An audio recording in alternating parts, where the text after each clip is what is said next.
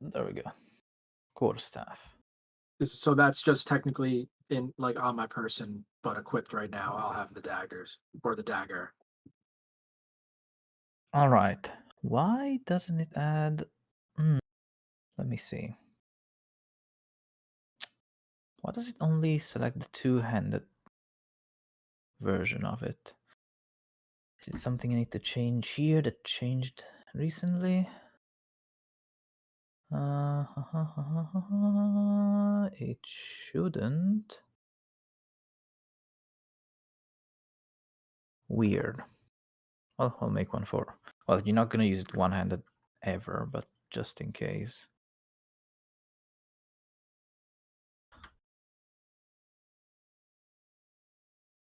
One-handed.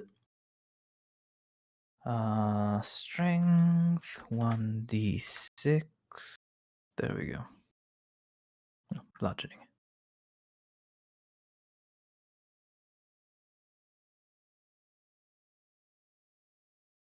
There we go. All right. Everything else, I think I've added it correctly. Does You can see on the the magic missile, the attack bonus, is there an attack bonus to that or no? no, because magic missile auto hits. Ah, okay, that makes sense. So yeah, every time you cast it, you hit at least 3 targets. If you upcast it, you hit more. Got it. Uh, Okay, yeah, all right, noted. yeah. For example, if you get any area of effect spell, you also will not get any attack modifier. It will just say a it probably says a DC instead in there. What else we got here? I think I've added everything that was in your. Well, I added most of the things that were in your equipment, plus the things that are in the noble stuff. You have 25 gold if you want to spend it on something. Okay. We already um confirmed obviously the component pouch deal. You assume that everybody has what they need to cast the spells that they have, Correct. and you go to a town. When we go to a town, you're going to expect us to pay for those things, or just you're assuming when we go from town to town that it refills. No, I'm just gonna assume it refills. It's easier and Okay, doesn't make sense to remind that every time you go shopping. sure. Also, because most spells don't really consume all that much. Like if you have a full Right. bag of stuff, you can run a full campaign without running out of I don't know, copper Aside for message, stuff like that.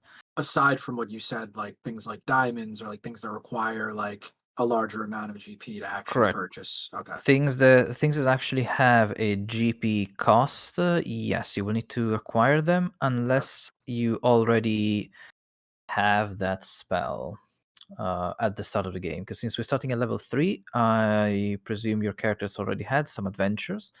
And if they took those spells, I presume they also have the materials to cast them. Sure. Which means, let's see, Slopyrious good. Let's see, Michael. Uh-huh. Bard, Charlatan.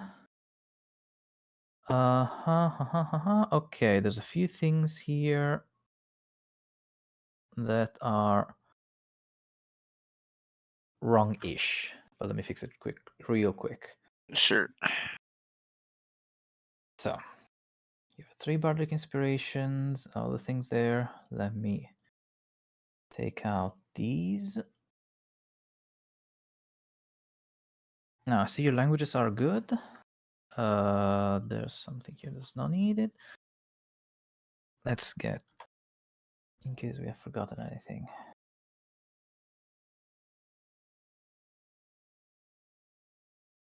Bard.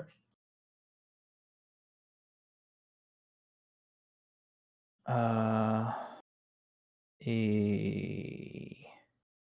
human variant.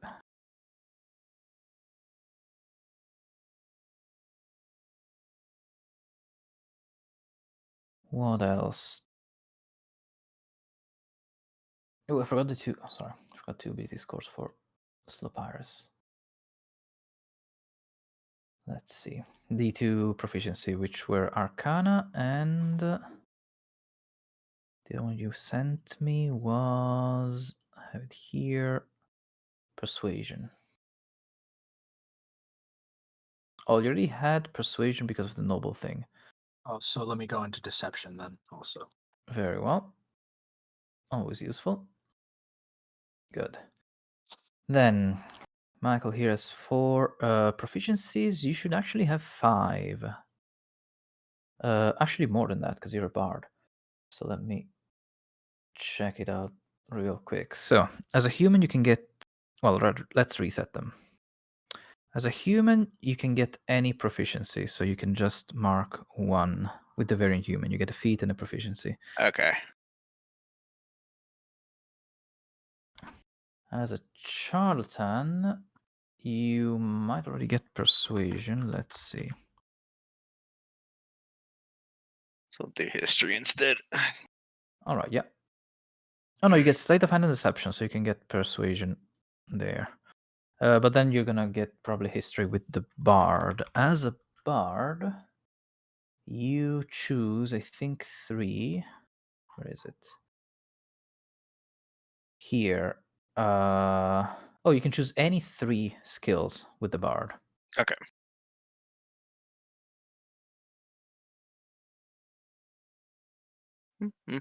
Mm. Alrighty. Oh, there we go. Alrighty, then I see here. You got yourself a sling as your primary weapon. Yep. Interesting choice. Yeah, it's mainly for flavor. That works. You got your leather armor on and your dagger. Okay, now spell casting. Did you choose your spells? All right. How many do you know? You know a total of 6 spells. And you have detect thoughts from, I believe, the feet. From telepathic. Okay. Special casting words. Okay. Oh, you have the false identity perk from being a charlatan as well. Let me just put it up here. Then you have the telepathic feat, unsettling words, song of rest. That's all they get. Yeah, yeah. You have jack of all trades, which I need to set up over here. Oh, it's already set up. So you should... Oh yeah, because you have -1 wisdom, so that brings you to 0 perception. And from your body college of eloquence, you get the silver tongue and unsettling words. There we go. Oof. That... that's a bard, all right. Die. Okay, your only resource is the bardic inspiration die, which refills on a long rest at this point, I think. Yes, because you get font of inspiration later. At 5th level. Okay. And the bard is good to go. Next up, we got Criss. With that gambler background that I didn't see before, about 1, 2, 3, 4, 5 skills check out. And as a wizard, you have your ritual casting, your arcane recovery, never tell me the odds thing, evocation, sculpt spells, and the fey touched feat. Then in the spells, you have Misty Step. I'm gonna mark it as Fey Touched, just so we know. You can cast it once for free.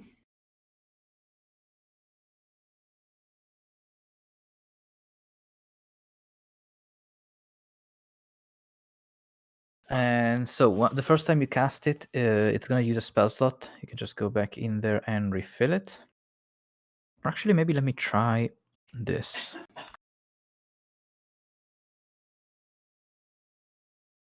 If I do it like this. If I do this. Okay. If I do this again, it doesn't spend spell slots at all. So no, I'd much rather have it count the spell slot and then we go and refill it.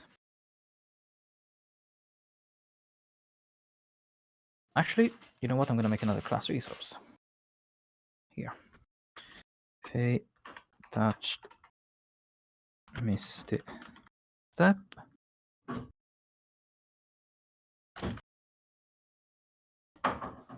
Hey, Alman, I DM'd you something.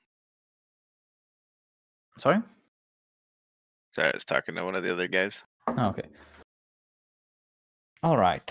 Then, as a wizard, yes.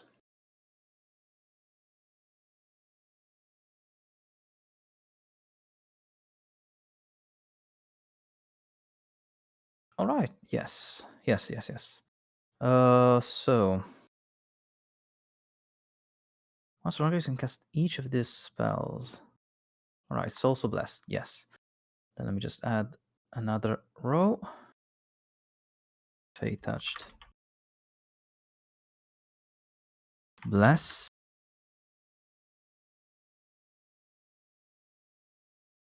And there we go. So now just remember to keep track of them so you know once you use them. And I'm going to make them refill on a long rest. So every time you click on the long rest button, you automatically get them back. What's next? I think that is all for the wizard. You got your spell book, you got your dagger. What spells do you have that might need materials? Magic is missile, yada yada yada. These I don't think these need any expensive materials, so. True. So I'm gonna give you some incense for that. Let me just change this to Fey touched. And I'm gonna say you start with your familiar already summoned. And you have 3 further doses.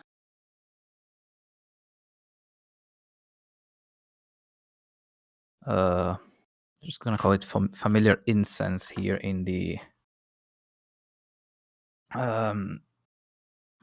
sorry, I've been talking Italian for hours and I still need to switch to English completely. I'm gonna call it familiar incense in the equipment. And every time you need to resummon your familiar because it was killed, or if you needed to change shape, you're gonna use those. It's gonna be easy to find in most towns. You just need to spend the money to get more. Alrighty. Next. Forud the Conqueror. Let's see here. I see a paladin. I don't see a background for him.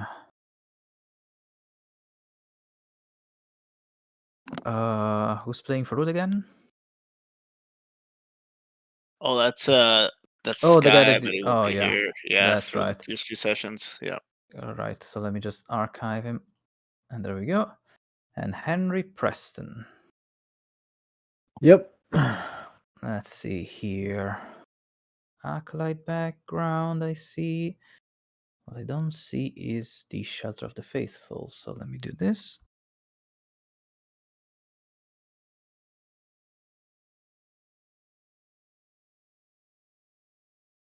And now you have it. Oh yeah, you put it there. I added it from the compendium, so it's automatically here with your other Perfect. class and race things. Dwarven toughness, dwarven resilience, resource casting, yada yada yada. Everything you need from your class and race. What else? Oh, you guys got bless. as a spell in the party. So I'm going to need to add a thing to each of your character sheets. You will see it later. Okay. And I believe that was all I needed. Oh wait, the spells for the cleric. You have a few things that Yes. do use components. You have identify, so you are gonna have that pearl. Okay. Let me put that in my. Yeah, you can add it as an identify pearl, which is a pearl that's worth 50 gold. Okay. And then you have also a continual flame that also has some where is it here? Second level. Yep. Second level. That also has a cost. How much do you Ruby think you're gonna dust. need that? How much am I gonna use that? Or use that spell? I don't know. I'd have to think about it. Okay, well I'm gonna give you two sprinkles of ruby dust. Okay, perfect. Yeah, so you can mark that in the equipment, similarly how you did with the identify pearl. You can go with the continual flame ruby dust, so you know what it's for, and mark 2 doses. All right. Perfect. Thank you.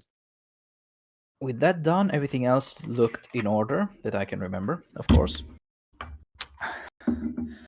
And we can start our journey. I'm gonna give you, in general, once over everything you have, I'm gonna give you 2 healing potions and 2 vials of holy waters to share between the group. So you choose who keeps what.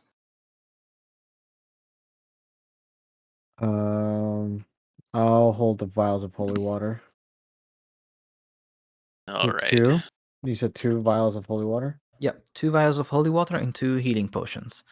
So I can have the healing potions. Just as a backup. Okay. I have added a handout. In the player handouts, you will see party loot. That's a file. That's a handout you can edit. Again, only edit it once, one at a time, so it doesn't overwrite anything. And you can mark down everything you find. I'm gonna make a similar one and call it party notes, actually, so you can keep notes between sessions and stuff. Notes, all players, all players. There we go. Now, anything else that's missing that I might be forgetting? Genuine question.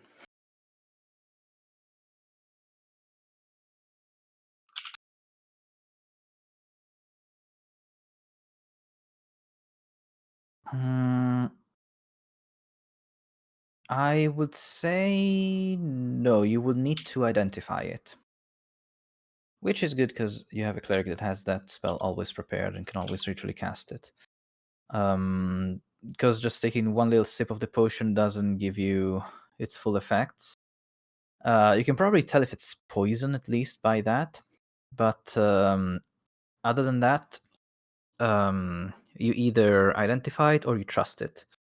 I'm going to give you a physical description for each potion that you find. Like, oh, this one is a red liquid with orange streaks inside. This is a purple goopy liquid with a pink oval, stuff like that. And from that, you can make some guesses if you don't have the identify available or don't have the time to identify it. But that's going to be up to you. Now,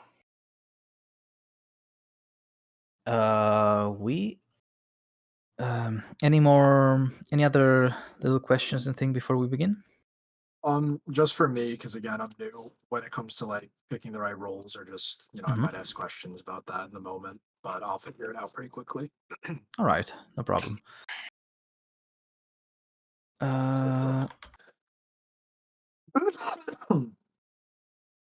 Let's see. Where should we start? we should start at a tavern, and we should start with some music. So let's go. There should be some music playing from Roll20.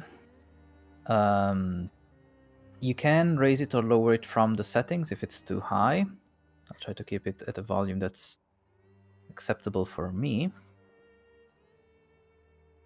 And that's going to be the basic theme for the campaign. Barovian Castle by Tabletop Audio. Now, as many adventures, this one starts in a tavern. But unlike many other adventures, many other taverns where adventures start, this one is not that great, not that friendly or welcoming. It's mostly empty at this time, probably because of the downpour outside. In this cold,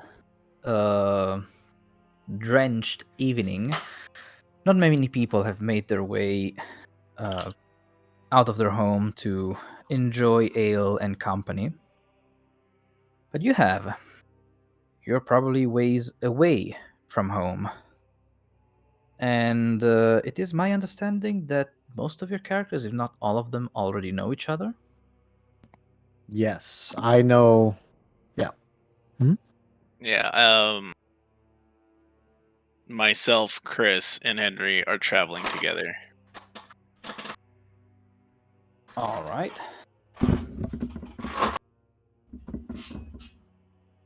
So who's the fourth one out? That would be Slopyrious. Okay. Well, apart from the barkeep and a couple of braver farmers from the village, you four are the only ones in the tavern itself. So it's easy to pick you out from the background. You're wearing armors and interesting robes. So even the three of you who don't know Slopyrious and vice versa, you can tell that you're dealing with with fellow adventurers. How is everyone spending this fine evening? Go for it. One at a time. You can give a brief physical description of your character and what they're doing, saying in this wonderful, cozy Sure. night. I'll go first. So I'm sitting kind of slouched over in my chair, kind of hovering over a glass of some kind of alcohol. Who knows? Whatever the barkeeper gave me. And I am staring in Slopyrious' direction. My character, Michael, he has medium, shortish hair. It's black. He's about 5'11", but he'll always say he's 6 feet tall. And he has this cowl over his head as well. And in your head, Criss, you can hear my voice. Criss. Criss.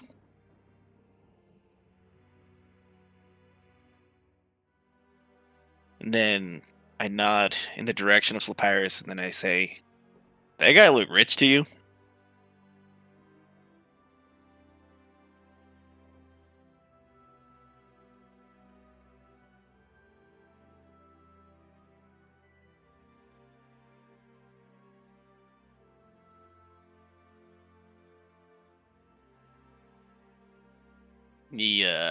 One of the old classics. And so I take my my drink, and I slide out of my chair. And is there their room wherever Slopyrious is sitting to sit down? Yes. Well, actually, let's ask him. Slopyrious, are you sitting at a table or at the bar? So I'm sitting across the room from both Michael and Criss, and I notice Michael staring at me the entire time. I'm sitting under a very dimly lit portion of the room with my hood on, sitting with one leg over my knee, my back to the wall, watching everybody in the tavern. And there is room in front of me, but there's only one seat in front of me, and it's quite close to where I am. So it would be a very personal space if somebody were to sit next to me. I walk straight to it, and I slide gingerly into it. And I peek out from underneath my cowl, and I go, "You look familiar. You wouldn't happen to be from Luskin, would you?" And I respond, that depends on who's asking. Ah, you insult me. You're telling me you've never heard of Diedrich the Bard? And then I grab the loot from behind my back and I sling it forward and I strum it. I could have No, sworn. oh, sorry, go ahead. Go ahead. Could have sworn you were a famous adventurer. Then you insult me. You must know my name. And let's see. I'm gonna take a wild shot in the dark. And I'm gonna guess randomly. What name should I go with? Do you want a random name generator? Yeah, let's randomly pick a name, and I'm gonna try to guess his name.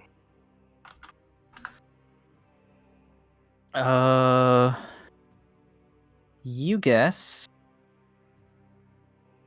Oh, these are all weird. Oh, even better. You guess Rogaram. Ragaram. I'm sure of it. And as I say that, a thin smile cracks open to reveal my teeth, and that is a signal that Criss is aware of. Criss, take it away.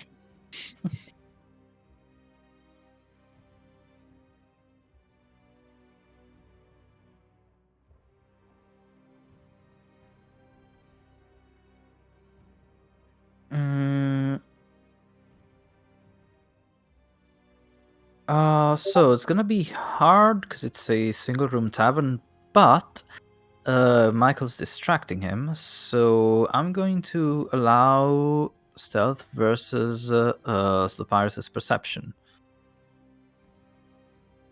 to see what happens. So a perception roll, right? Oh, wow. Yeah. So you just click on the perception skill when it becomes red on your character sheet, and it should roll it. Okay, sorry, 1 second.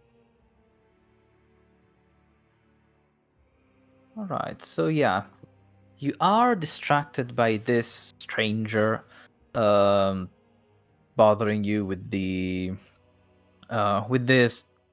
likely scam, and you're trying to figure out what his intentions are, and for a second you lose track of the other dude he was sitting with.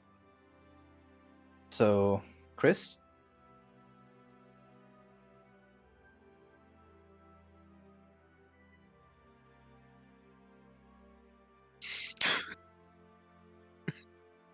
You can. Roll sleight of hand. We're gonna use that same perception roll, and that Slopyrious notices. As you stare into this, you stare at this guy for a moment, trying to figure out where so he doesn't know me, or does he? He's just playing the fool. Then you feel something on your pocket, and you notice that behind you is the other dude who's gotten around you somehow. I quickly dump my entire glass onto his lap and try to pass it off as an accident. Oh, shit. Sorry, man. Try to distract him. So, reaction-wise, I don't flinch. I'm covered in mead or whatever liquid was in that cup. I don't even move a bit, except for I turn to Criss, laugh a little bit, and say, "Thanks." Then I cast Prestidigitation and unsoil my clothing right in front of them. Oh. And ask them, "What's the trick here? What are you two getting at?" I'm going to come out and ask, are you rich? I'm not rich, but I can get by just fine. Mm.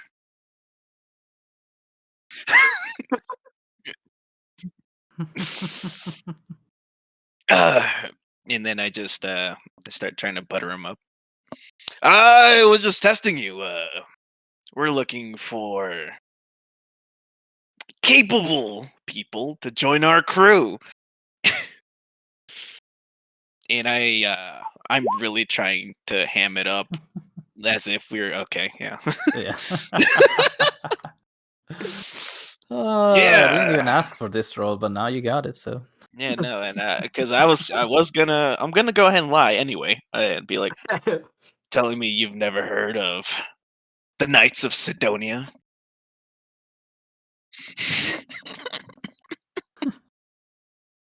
Not only have I not heard of the Knights of Sidonia, that is a very dumb name.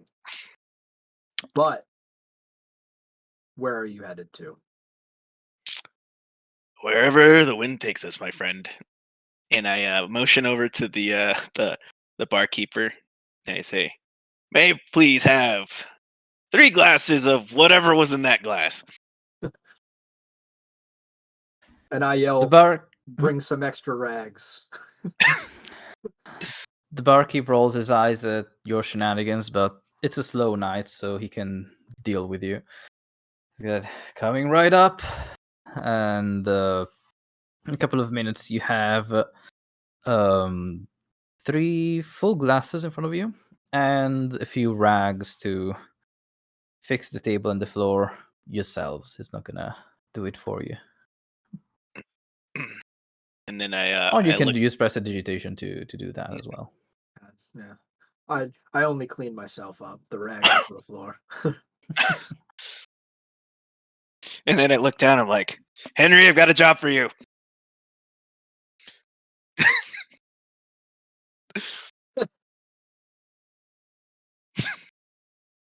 Mike's If you're off. talking to your mic's muted. Yeah.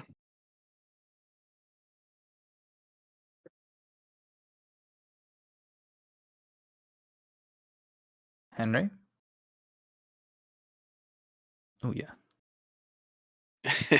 What happened to your mic, Can't dude? hear you. Check the Discord settings just in case. Oh yeah. Oh, Nope, there you go. Oh, Okay. there we go. Now we can hear you. Typical Discord. can you hear me okay? Yep. Yeah. Oh, I was just saying. Oh, what? Uh, Henry, this entire time that Michael and Chris were doing what they were always meant to do, I've been drinking all night as an intoxicating hill dwarf. I am drinking all night. I don't care what happens the next day. Yeah. I am drunk as shit. Yeah. I'm And like you had stumbling on my to seat. Yep. you had to put some effort into it because this human town only has that weak human liquor. Your dwarven constitution could drink a liter of that for breakfast. Sorry, a quarter gallon of it for breakfast without issue. So Yeah, I've been to the bathroom or in the outhouse several times throughout the night. Michael, what do you want? I'm like in the zone right now. Okay. There's alcohol on the floor. Do you want it? Ugh. If it's free, I start licking the floor. I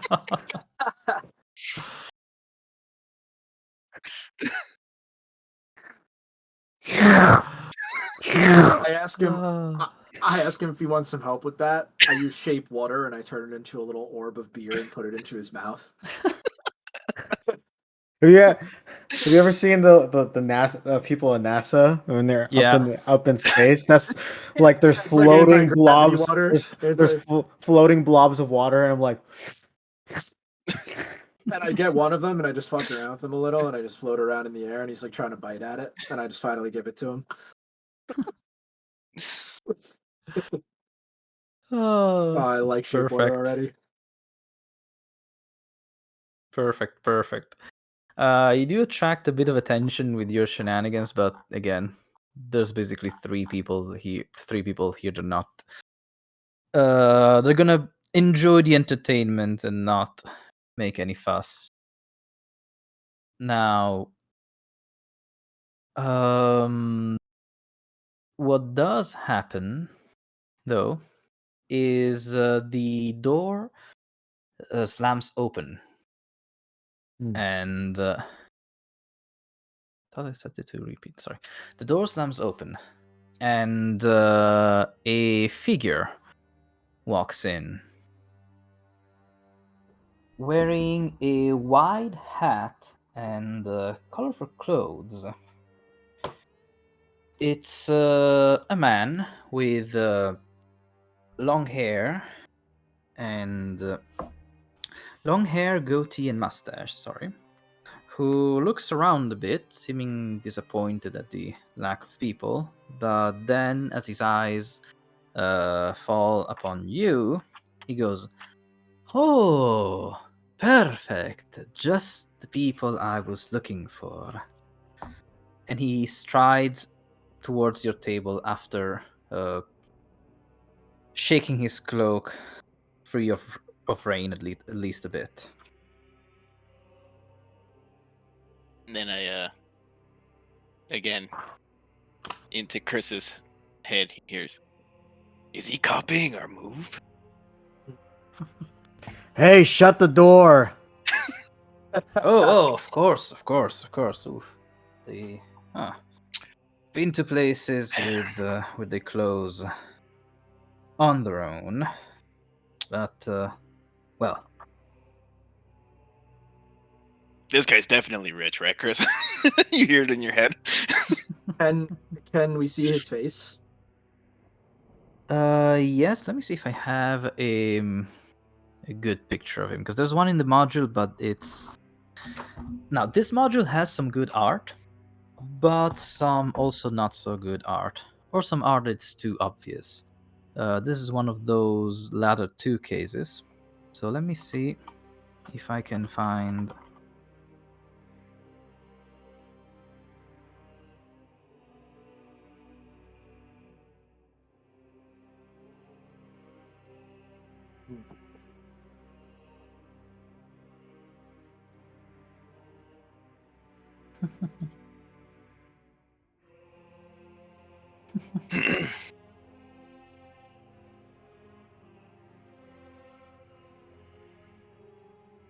Okay, I found this picture. Doesn't really show the long hair, but we can say he has it behind. He has it tied in a bun.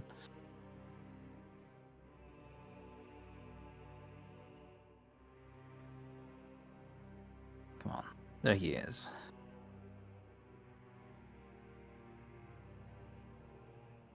Is it me or is he extra clean too?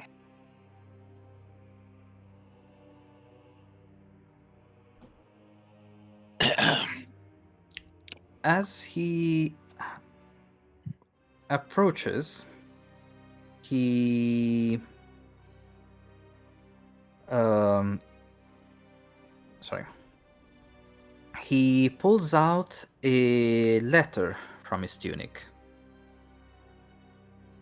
and he drops it on the table, saying, "My master is in need of help, and he could really use some experienced hands such as yours. And then Michael Now- puts up 2 fingers to tell him to be quiet, and he grabs the letter and he starts reading it. He's like, and I start to read it quietly. Okay. He keeps talking regardless, just saying, Okay. take the road west from here, take the road west from here, some 5 hours march down through this Vallich wood.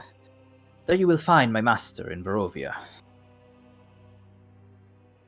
Amidst the silent stares from you and the rest of the patronage, this man walks to the bar and says to the wary barkeep, make sure their glasses stay full, courtesy of my master. And he just drops a small bag of gold on the counter. And with that, he doesn't say one word more. He just smiles at you and makes a little curtsy with his hat as he passes by and leaves back into the night and the rain.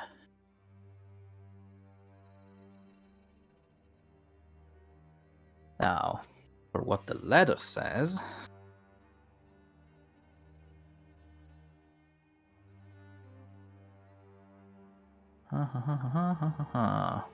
There it is. It says BYOB in capitals. That'd be hilarious. Ardia by Castle BO.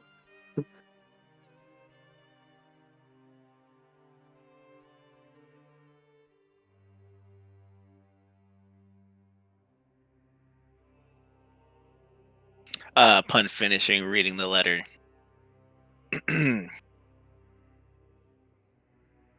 Michael just stares at Criss, and then out loud he says, "We're going west."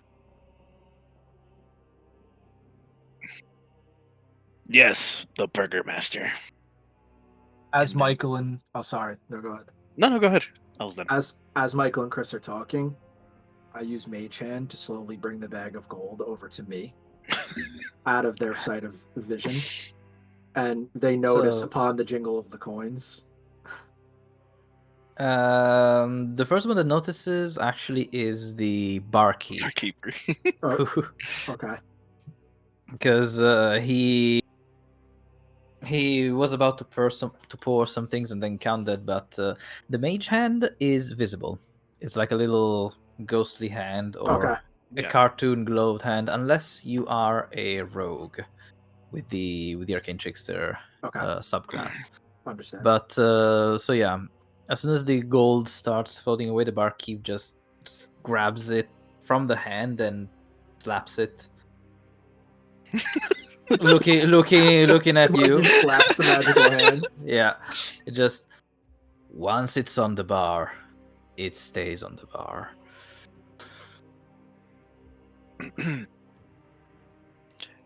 All right, know- all right. Suit yourself. Suit yourself. I just wanted to count it. Henry, get up. You're not that drunk. And then I kick him in the shin.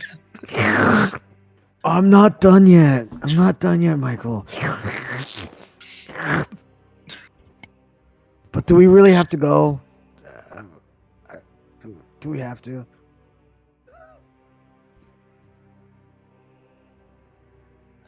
Yes. Probably had some dinner while you were here, so there's still a couple dirty plates and your silverware. Well, silverware, Peter.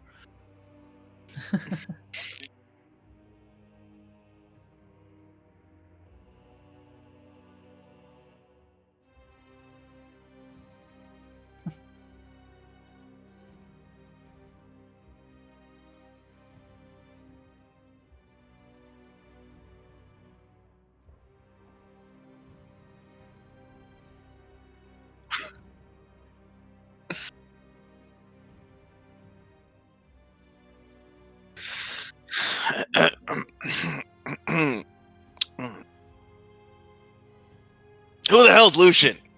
How do you know someone I don't know? Criss! And I start following him out the tavern door. Hey, wait for me, Michael. Wait, hold on. And I start stumbling. I hit someone along the way there. I think I probably hit my shoulder onto like the door frame, so there's probably like a chunk out of it. But I'm outside of the tavern now. So I'm the last one to leave the tavern. But as you guys are getting ready to head off, I walk up behind you, slowly, still not entirely open to you guys, but know that you're not bad. So I say, need a fourth? And Michael lets out a scream. He goes, "Ah!" And then he turns around and goes, "Oh, it's just you." Well, you have shown that you know how to cast magic. Henry's too drunk for this. Criss, what do you think?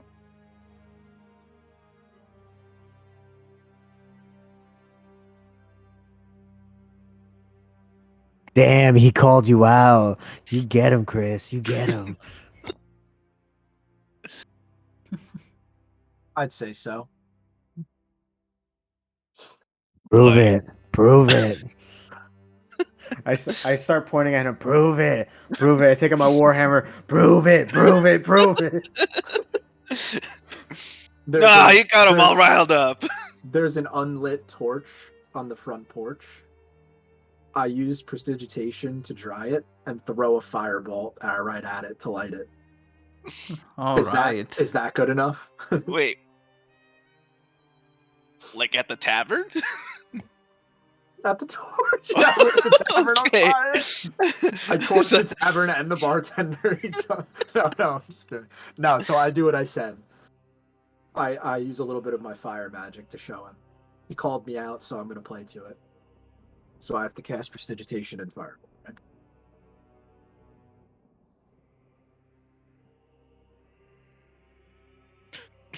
Caliente. Let's go. I start walking down the road.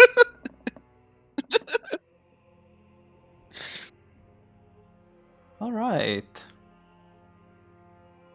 You start walking down the road. The rain lets out eventually, but not before drenching you to the very bone. It's cold. It gets cold at this time of year, especially outside at night.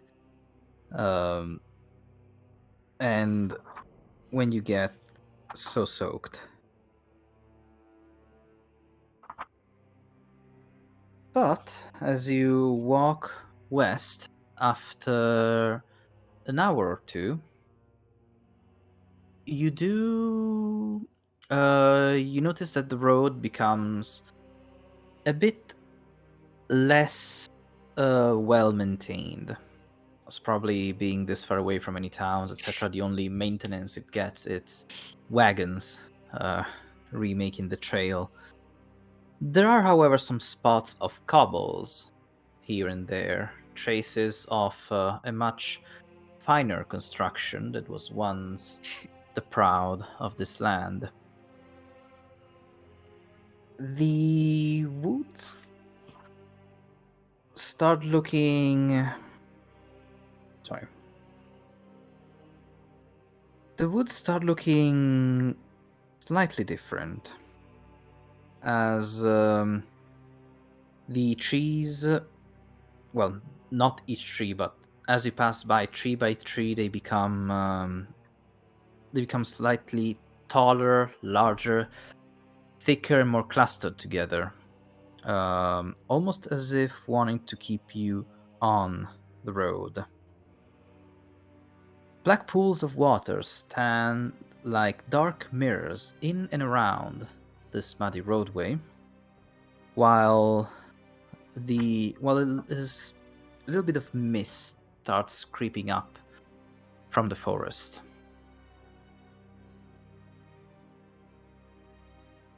Eventually, you reach a place.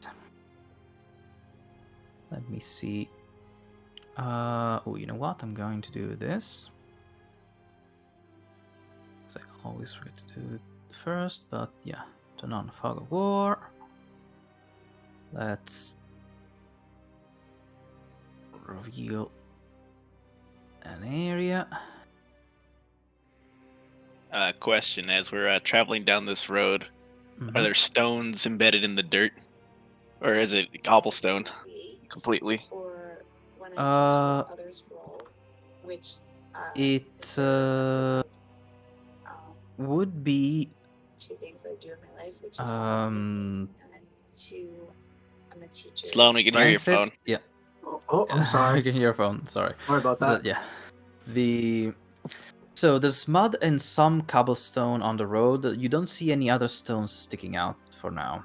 No milestones or stuff like that. Hmm. But what you see is much bigger than all of that. Got it. As you walk, the fog slowly but irresistibly spills out from the fog. The fog spills out from the forest behind you to swallow the road. Ahead, jutting from the impenetrable woods on both sides of the road, are high stone buttresses looming grey in the fog. Huge iron gates hang on the stonework, while dew clings with cold tenacity to the rusted bars. 2 headless statues of armed guardians flank the gate, their heads now lying among the weeds at their feet. They greet you only with silence.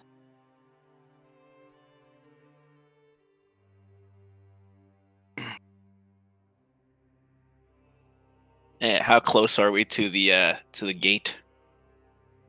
As you see it, you're about 100 feet away as it starts coming out of the fog.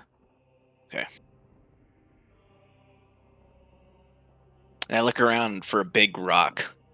Do I see one in our immediate vicinity? Well, there's those fallen heads of the knights. Oh, even better. I go over and I lean over to the mouth of the head.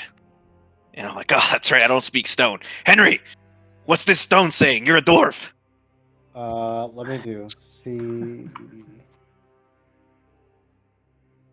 As you get closer, the iron gates open on their own. Oh, there you go. Can I still do like a history check on this kind of stone? Yes. Let me see. I could do it as an advantage. I don't know why it's not loading my character sheet, but it's okay.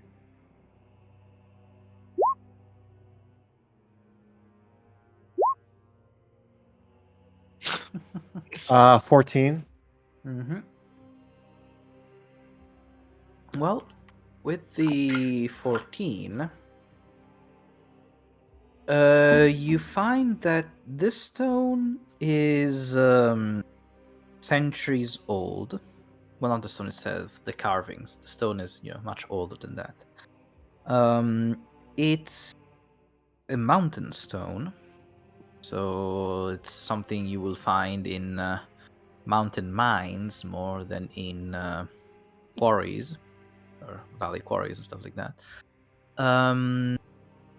It has definitely seen better days. It's not been maintained or taken care of in any way for a long time. Man, they really disrespect these rocks, man. This is a mountain stone. It's seen better days. That's all I can really tell you. For a second there, I thought you were actually going to talk to the rock. What are you talking about? I can talk to the rock. What are you talking about? Listen to this guy. He talks to rocks.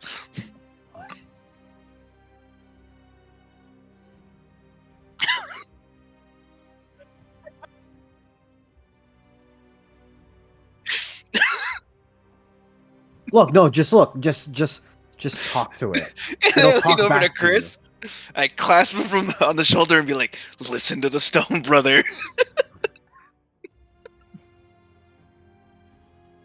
You guys make fun of me with these rocks, but they saved lives one day. Will save lives.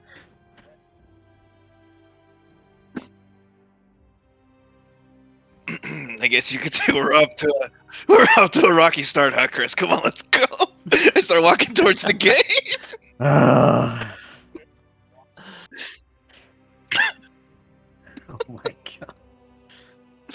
While this is all going on, I'm pretty close behind, like in tow, just watching them have this conversation, just kind of realizing like, oh god, who the fuck did I just choose to go with? But still walking forward.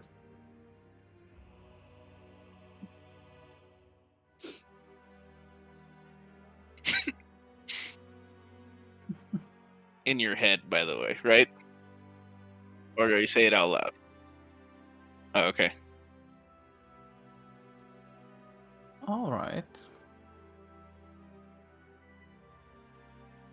Very well. As you walk through the gates, they close behind you. So polite.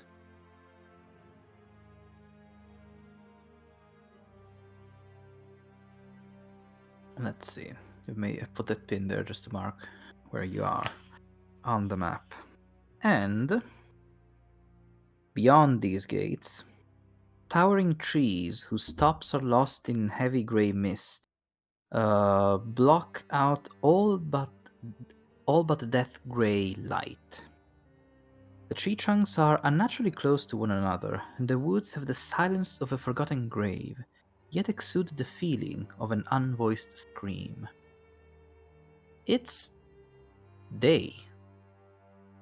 Somehow. Like, you don't see the sun, but you can tell that beyond the clouds there's light. Which is weird, because the sunset was just like 4 hours ago.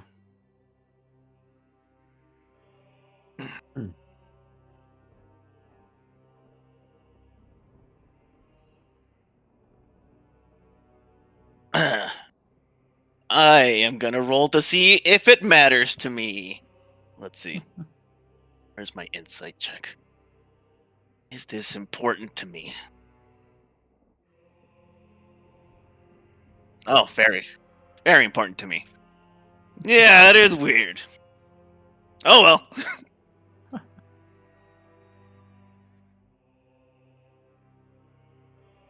Ah.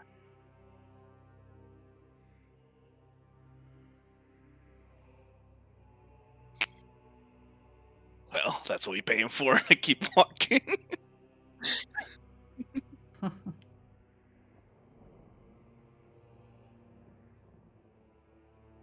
And as you're walking and talking, well, actually, let's see who would catch this first.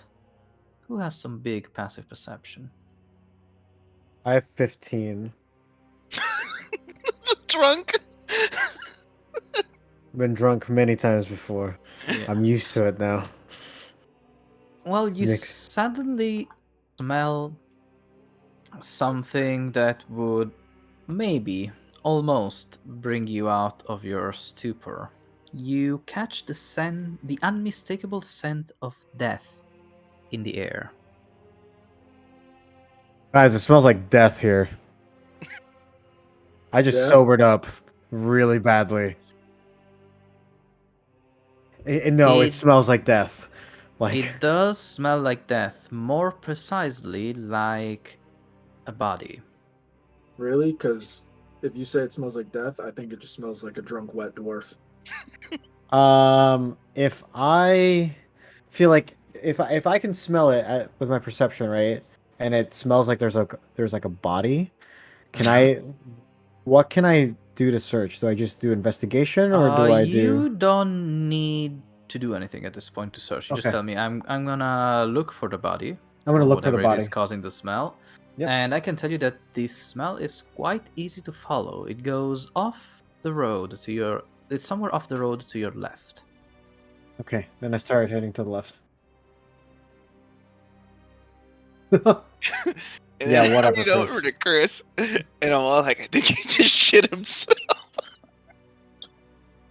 All right, so I start heading towards where the body where the body smell is at generally. Mhm. The foul scent leads you to a human corpse, half buried in the underbrush about 15 feet from the road. The young man appears to be a commoner. His muddy clothes are torn and raked with claw marks. Crows have been at the body, which is surrounded by the paw prints. The man has obviously been dead for several days. He holds a crumpled envelope in one hand. I take it and I open it.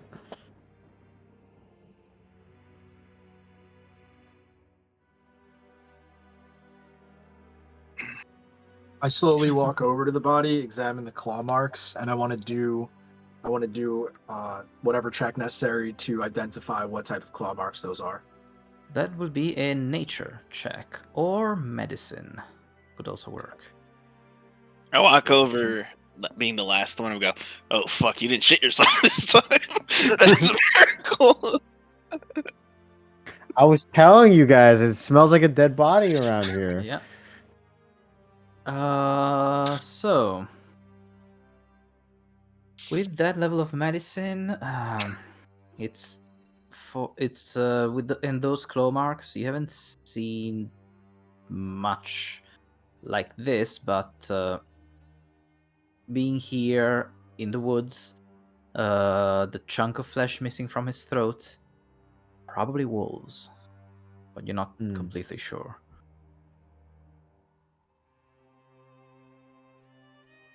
I guess so, but it seems strange to me that they left part of, or half of the body. It just seems like a kill more than a meal. Speaking of what's left here, the letter. Oh yeah, we gave it to the drunk dwarf. Alright, so what does it say? Or Should be is it seeing going to it on show up? screen. Yeah, you should be seeing it on the screen. I'm gonna. Oh. Yeah. There it is. Oh, it's version 2. Oh. Oh.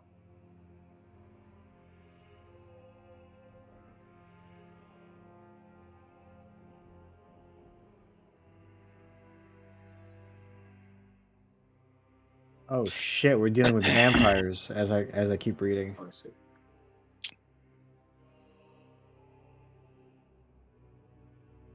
Vampire. Vampire. Vampire. I start. You've never heard it. You never seen it spelled this way. Okay. All right.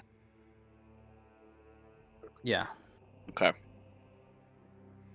I peek over Henry's shoulder and read the letter, and then I pull the one that I have out, and I start going back and forth between the two of them, and my face just contorts as I go, "This man's dating his sister." Oh. Wait, no, his daughter. He begins to read. Yeah. And I'm like, oh, disgusting. And then I start to look at it. It's like, wound? Bite? Chris, figure this out. And I give him the letter.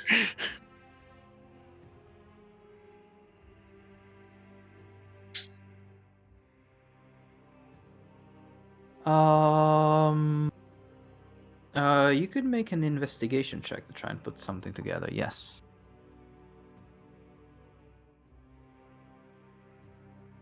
All Crazy you. eights, man.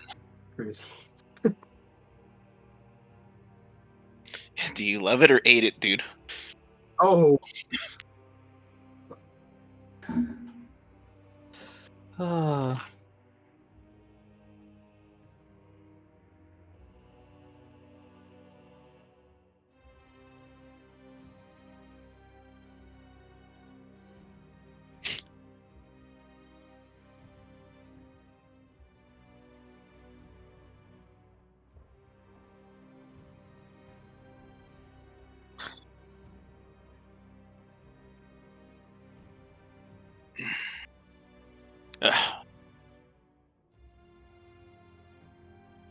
Right.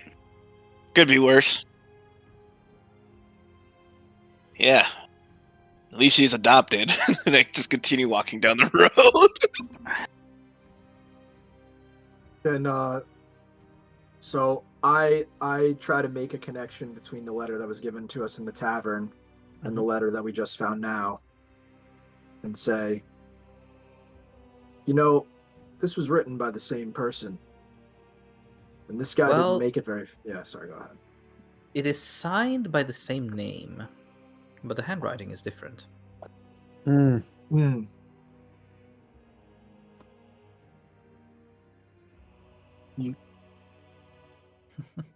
Do we have any reason to consider turning back now? As I continue to walk west. Well, I guess the answer to my question is in exactly what Michael's doing right now, and I guess we're not worried at all and are just going to keep going. And I pull out of my my armor. I pull out a flute, and I start playing a marching tune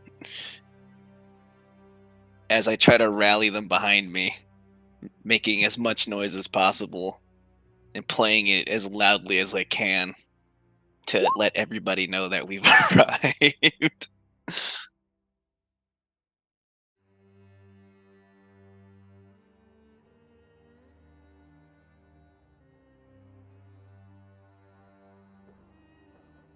Did you said the rain stopped, right? Yes. I turn to Henry and I ask him if he's sober enough to conduct a prayer for this young man that died and send him off to the afterlife in a, normal manner.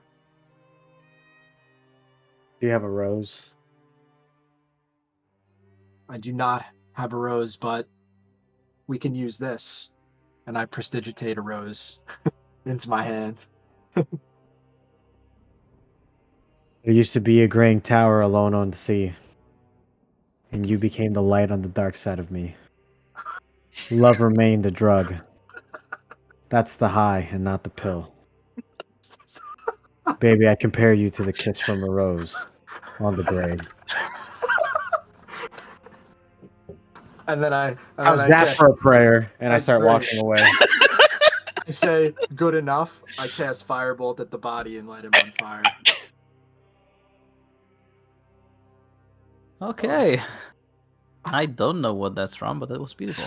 There's a rap song. Oh, no. Kiss from a rose. A kiss from a rose, yeah. That's why I asked for a rose. It's a rock song. Kiss from a rose. It's like a famous rock song. All right.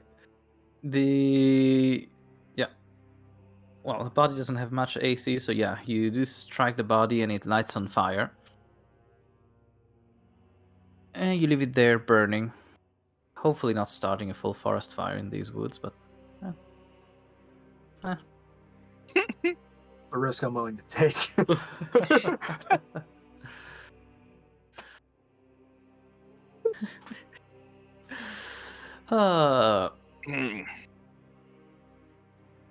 So...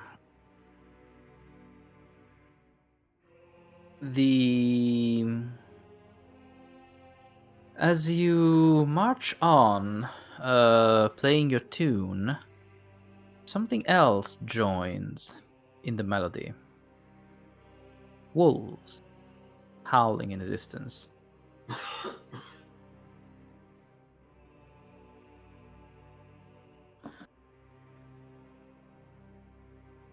But they don't seem to be getting any closer. Although you also don't seem to be gaining any distance from those howls. They're somewhere in the woods around you, to your right, to your left. A few hundred yards away, sure, but still a bit too close for comfort. But as you proceed following the road west, the road turns again, revealing. Let me do this.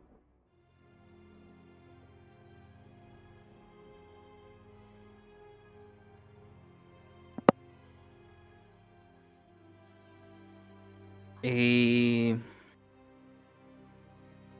little, very wide clearing, at that seems to be at the bottom of this valley. There's a river far to your left, shrouded in mist, and in front of you stands a village, a small village made of stone, mostly stone houses.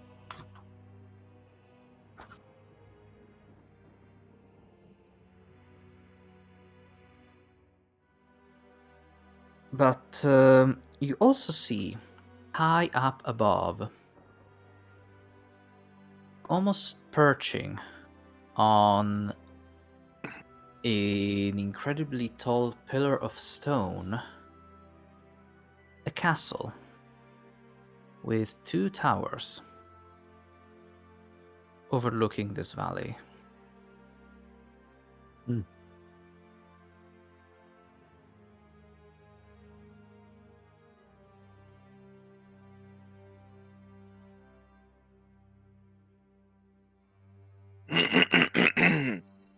Most likely.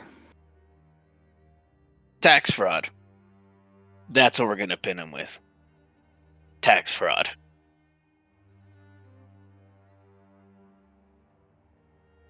All right. You know what? Let me grab. This is very bad quality.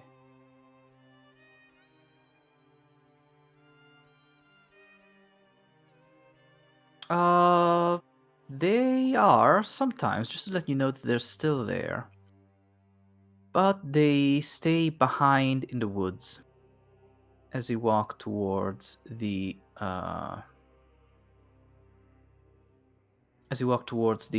village.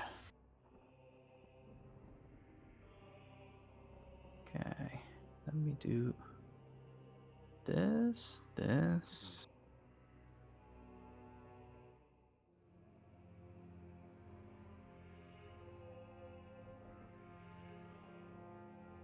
All right. Takes you still a bit to fully get to the village.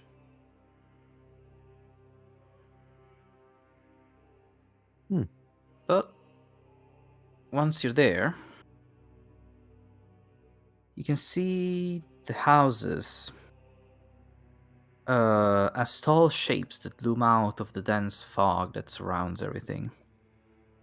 The muddy ground underfoot gives way to slick, wet cobblestones. The windows of each house stare out from pools of blackness. No sound cuts the silence, except for mournful sobbings that echo through the streets from a distance.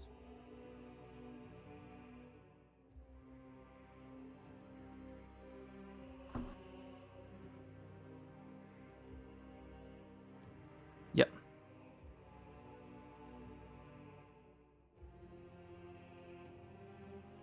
Yeah. Also correct.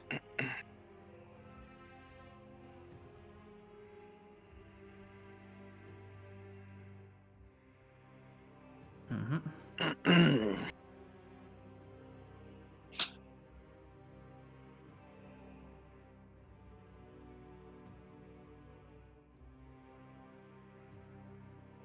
Burger Master Colander, let's go find him.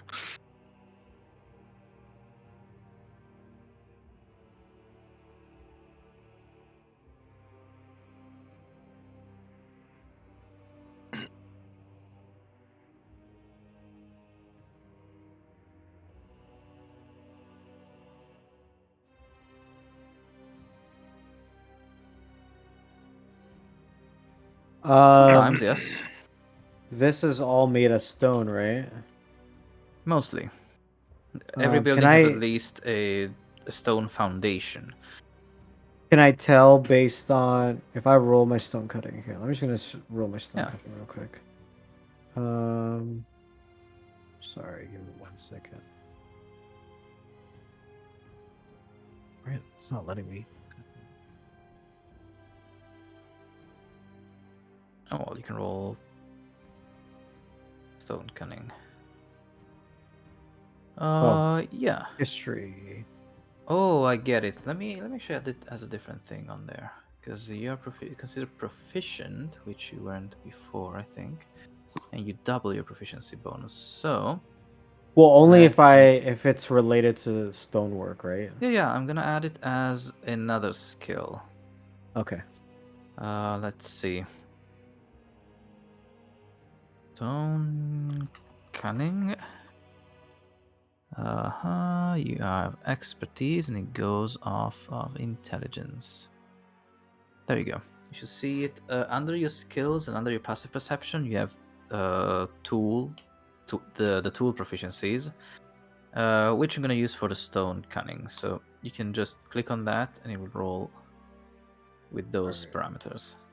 I'm gonna try, but because my character sheet's not like loading, that's why. Oh, if you don't want to have to open it every time, if you double click on the top bar, it will minimize it in a transparent little bar that you can move around the map. Or even if you click on the top left button, it will open it in a new window, but still be linked to Roll20, so you can still roll things. I just reloaded my screen, so sorry, Yeah, guys. don't worry. Okay. Okay, finally it loaded. Okay. Let me see.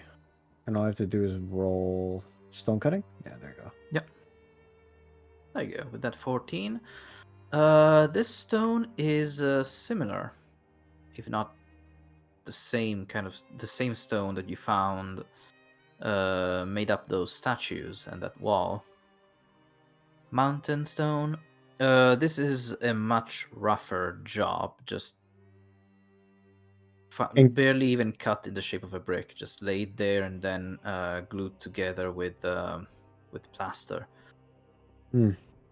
So it's been here since. Okay. It's been here for a while. It's probably not as old as the ones from the not as old as the ones from the statues, but definitely the same geological place. From the same geological layer. Okay.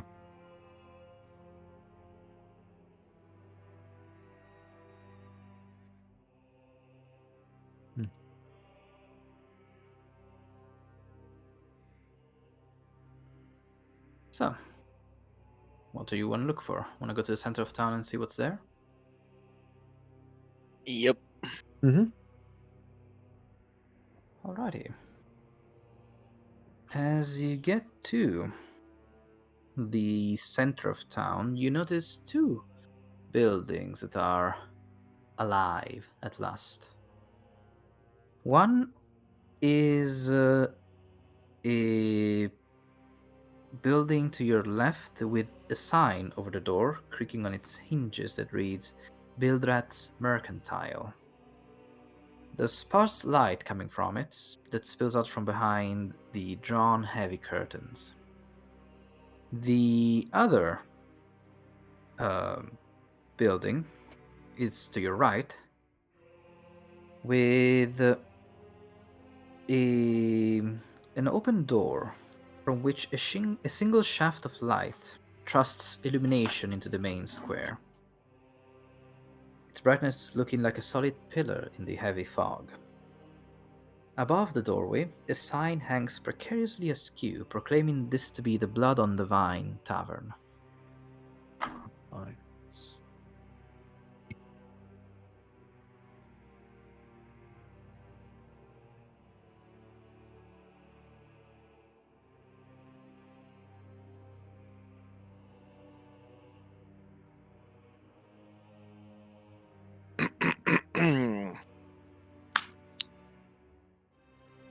Are you sure about that?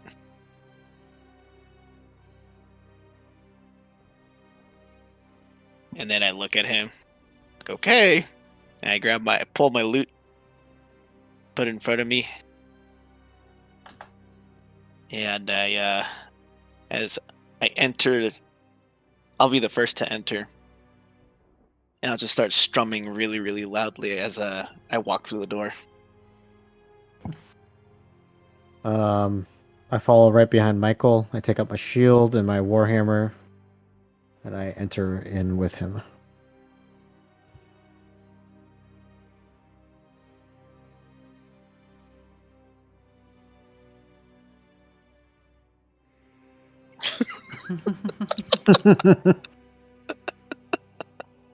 All right. Walk in lastly behind them, not entertaining the whimsical music act, but standing off to the side with my hands inside of each part of my sleeves with one hand on a dagger. All right. Walking in, you can see a blazing fire in the hearth, giving scant warmth to the few huddled souls within. There's a barkeep, a, a man sitting at the bar, already nose deep into a glass of something, and three dark-skinned women wearing colorful clothes, sitting and chatting at the table. Everyone goes quiet as this little entourage walks in. And yeah, they're all you got their attention. I stop strumming randomly and start playing an actual piece of music. It is slow, feels heavy, and full of melancholy as I attempt to be the biggest Debbie Downer there ever was.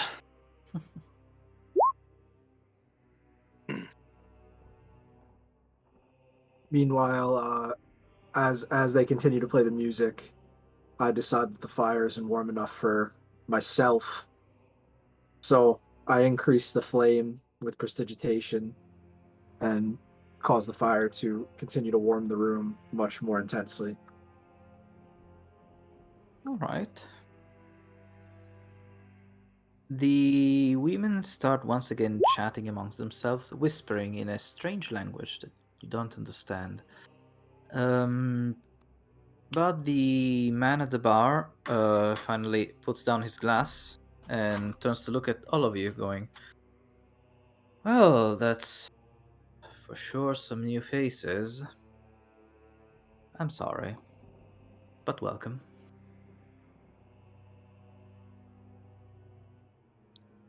I nod at him silently as an acknowledgement of his welcome. Don't be shy. Come over here. Let's hear your tale. He just lifts up 4 fingers for the barkeep, and he starts pouring 4 glasses of wine. I won't say no to that. And I put the loot back on my back and walk over. So, where are you from?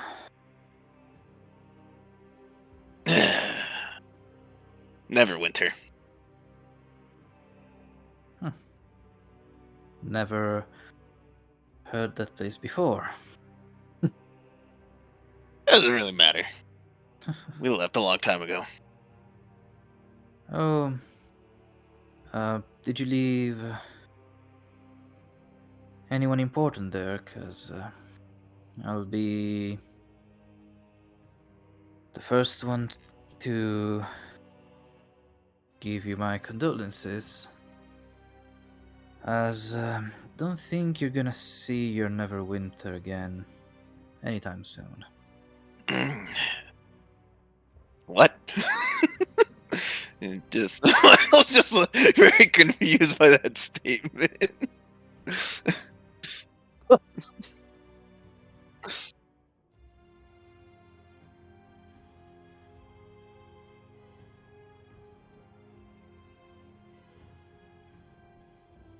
Oh, why did you just say so, man? Don't need to be so cryptic. Just start drinking the wine. Oh, well, It's not exactly what I meant to say, so let me give you the rundown on what's going on, because I presume you are fresh newcomers to the wonderful land of Barovia. Say under my breath. Yeah, real wonderful. Barovia. This once beautiful valley that takes its name from this once beautiful village. It has been isolated from the outside for the past 5 centuries and counting.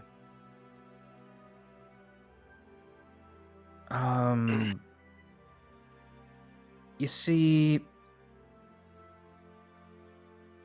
we don't know why. Maybe our ancestors committed some unforgivable sin, or maybe we just got very, very unlucky. But for the past 5 centuries, this land has been ruled by the devil Strahd von Zarovich. He says that he spits on the ground. Well, you might have noticed the castle coming in. That's his lair.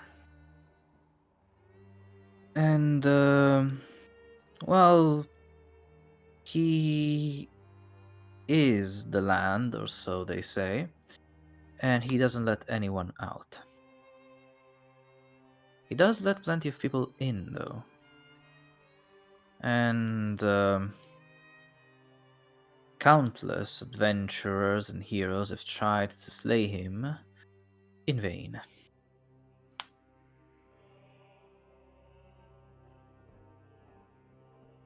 So, are you adventurers and heroes? Me, a hero, just traveling through.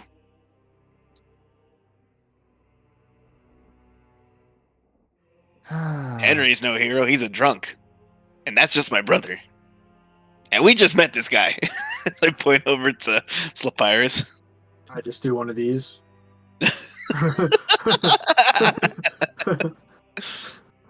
Oh, where are my manners? Name's Ismark. Ismark Kolyanovich.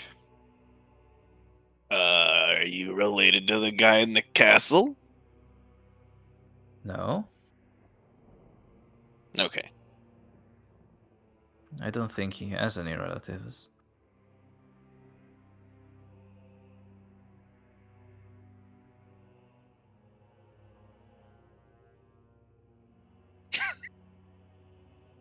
Oh, Zarovich Kolyanovich. I get it.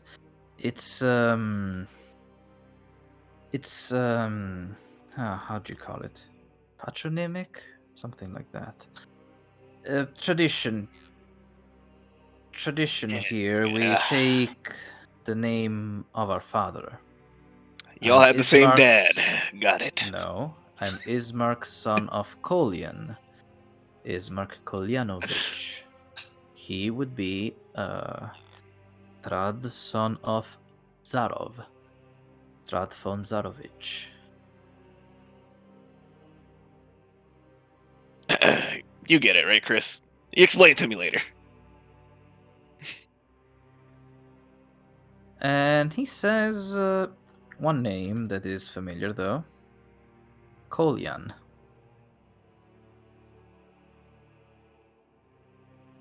It's Callander.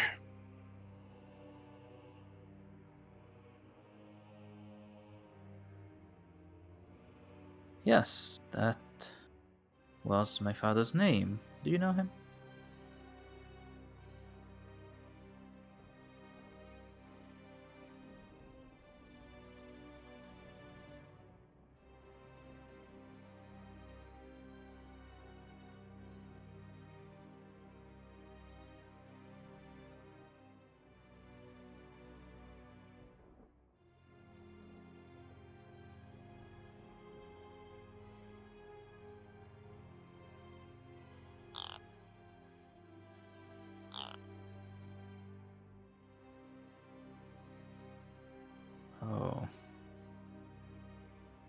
We may not be men of might and valor, but money, well, that I am interested in. Of course. May I see that letter?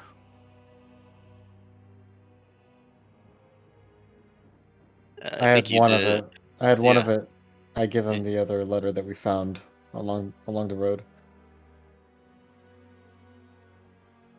Okay. He reads through it and says, "Huh. Yeah, this would be my father's letter." Ooh, what's his name again? Sorry.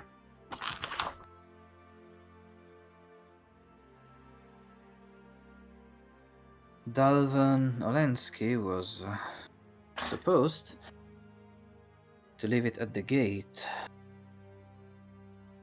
Did he get there? Did he escape? Thought so.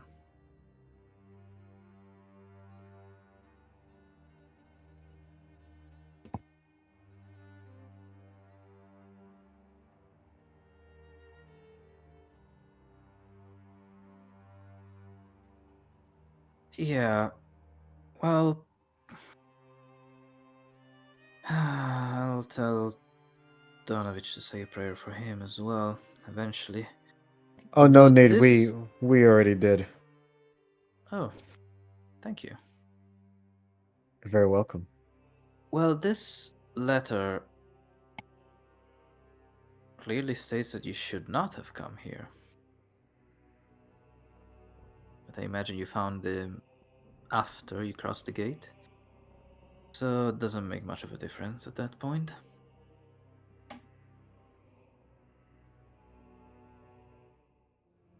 Yeah, he has a point.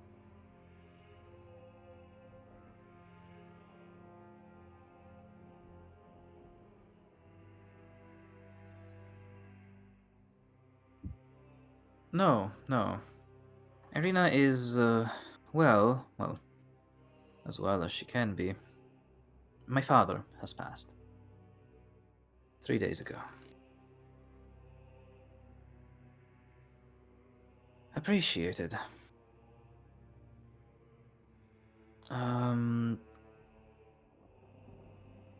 Well, you are... Well, now that you are here, are you perhaps looking for employment? You said you were all about money, right? Of course.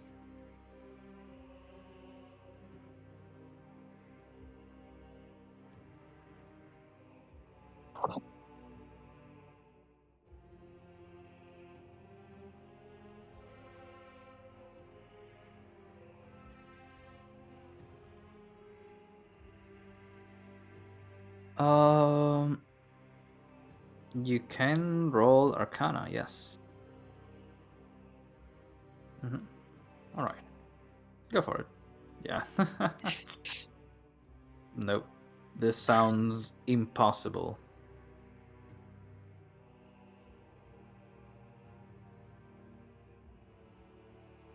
I turn to Criss and say, "Hold on, let me try." And oh wait, no. I thought you asked. You asked if. Oh, okay. No. Yeah. No, that's my fault. I mean, if you want to ask Ismark, he might be able to tell you something.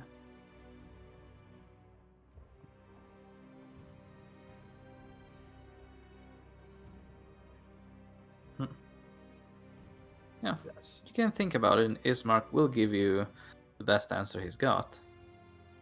Saying,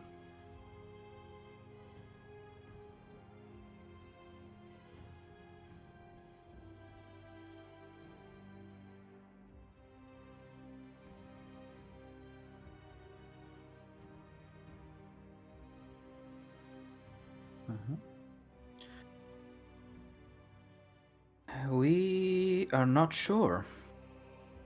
His power extends to the mist that surround this land. If you try to cross them, you will suffocate. And mhm.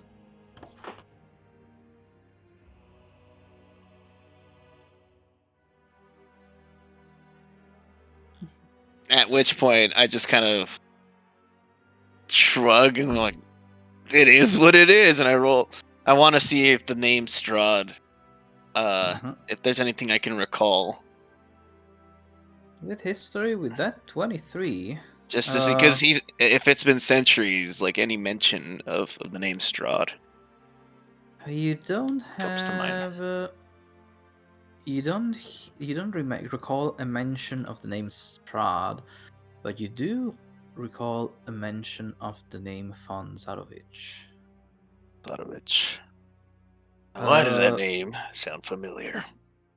It was an ancient royal house from a land way far away from Waterdeep.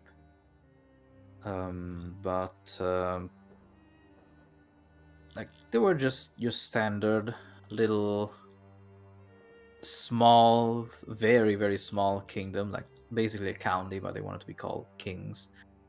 Um, they they got into their wars over the years. They got into the conquests, but they pretty much disappeared from history about 5 centuries ago.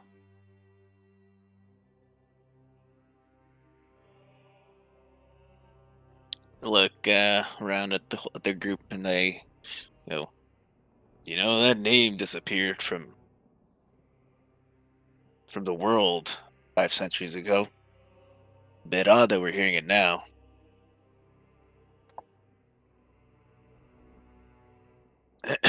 Yeah, Bard College.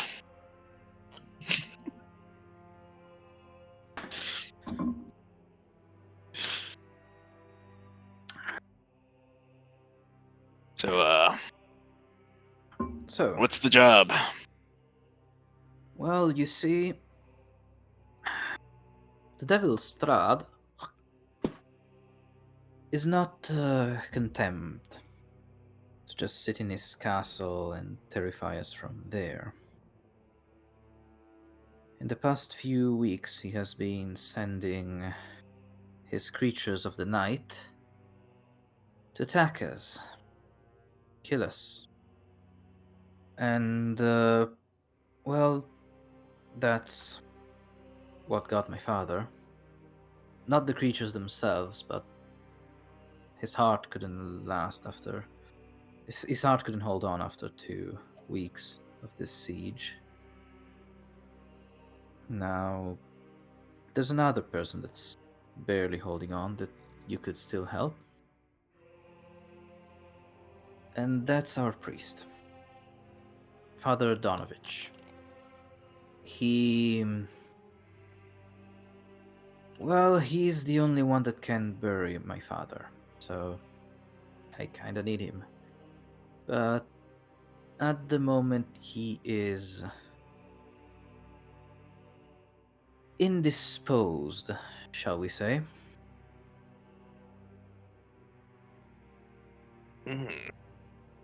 Tell me more.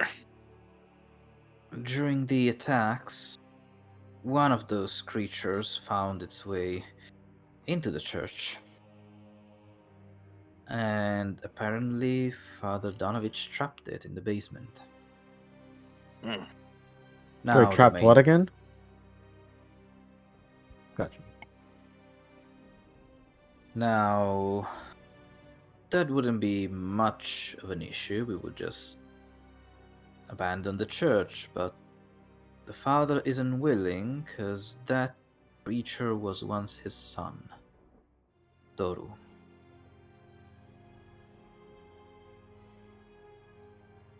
An amazing young man, although he was convinced, stormed the castle by the last big shot adventurer that came by months ago, and that's how he ended up.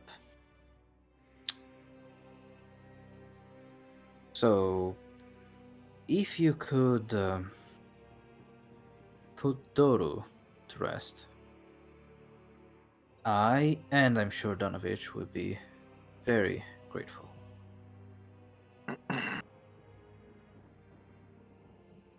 What kind of creature is it? It is a vampire, although a lesser form. Roll. Now, what you need to know about these things. They are not the people that they were in life. They're under the control of the devil Strahd. The vampires, they loathe sunlight, but there's not much of it here. They're also hurt by running water. Garlic and holy symbols supposedly keep them at bay, and they can't enter a home if they haven't been invited.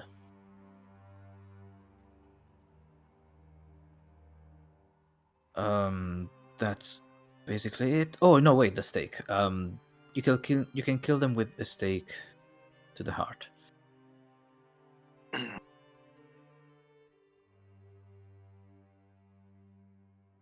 I have not, but that's what my father told me.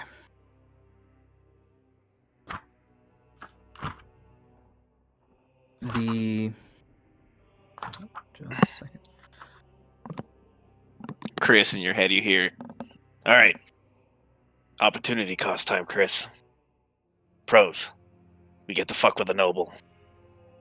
Other pro, we get to take his shit. Cons, we need to deal with vampires. Thoughts?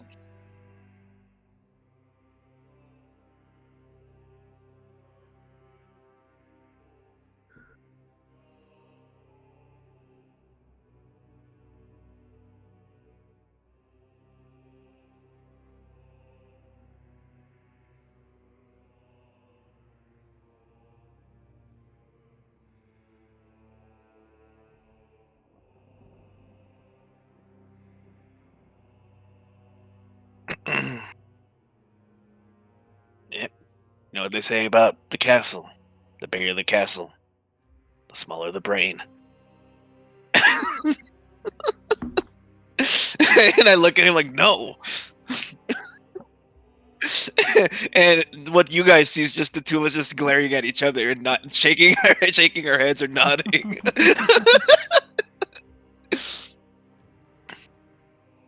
All right, we're in. We'll help Father Donnie.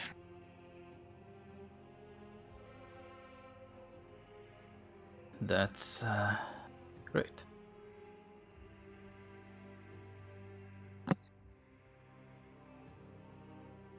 You can say vampire is the old form, but no, I don't think there's a way.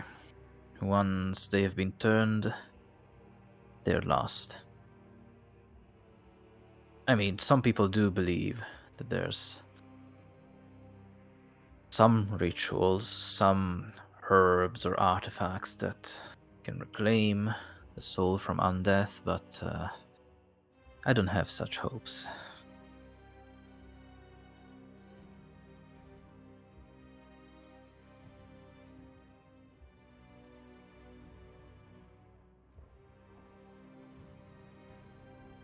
Yeah.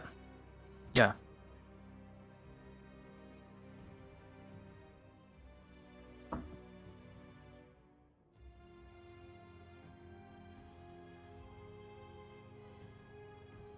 Yeah, and he gets closer to speak in a more hushed tone to you, saying, "You should keep a wide berth from them. They Vistani. They happen to be the owners of this establishment, but they're not to be trusted.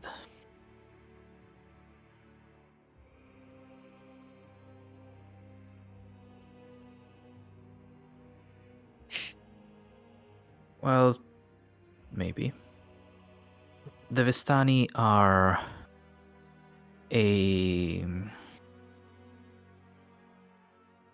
they're a wandering people, and they are in league with the Devil Strahd.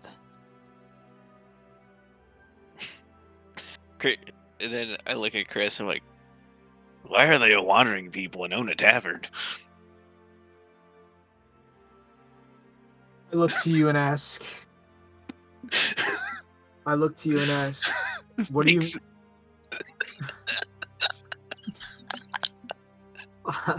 I turn to you and ask, Vistani, you say. In league with Strahd, you say. On what level? How so? What do you mean in league? Well, They're in cahoots. That's what people he's saying, Sloppy. people can't leave this land, but they can. Strahd doesn't let anyone but them come and go. Do they too have power within the mist? I don't know. There are people that ride with them through the mist, but they never come back. The Vistani do.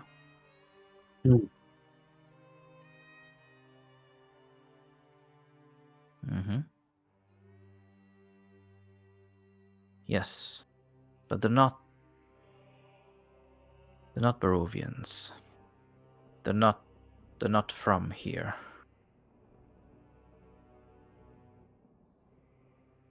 They are human, although it is known that they practice dark magics, curses, and the whole 9 yards. That's why I say stay away from them. If you have to meet them, don't trust them.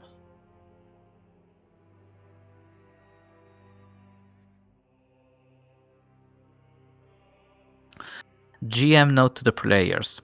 He is being hella racist. That's the character. That's not me, by the Okay. way. Got it.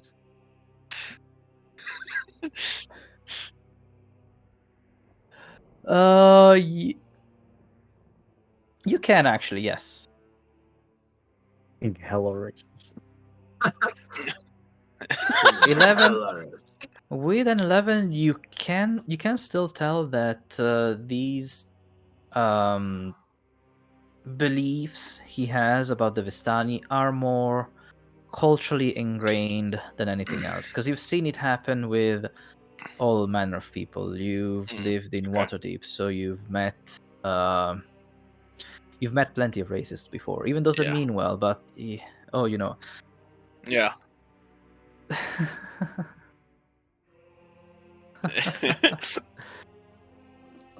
Well, if that's the Yeah. case, do I pick up anything from looking at Chris from his facial expression that as he's coming to term, as he's realizing this guy may just be an asshole? Do I see it on his face at all? I guess roll another insight. All right. This is low because you know him well already. Okay. Not that low though. Oh, man. No, you're enjoying this wine. Well, enjoying is a big word. Wine is nothing. It's very far from amazing. It's passable. It's the best word you can think for it. All right. In that case, I walk up to the three ladies and I start asking. So, how much?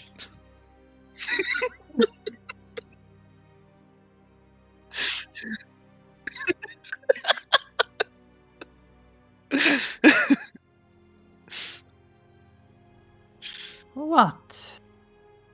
If you want So to you drink, you do speak common. No, I was just trying to get your attention. Hi, I'm Michael. Welcome, Michael. Can we help you? I have heard mention that you are the owners of this fine establishment. That is true. And a fine establishment it is. Question. What do you know about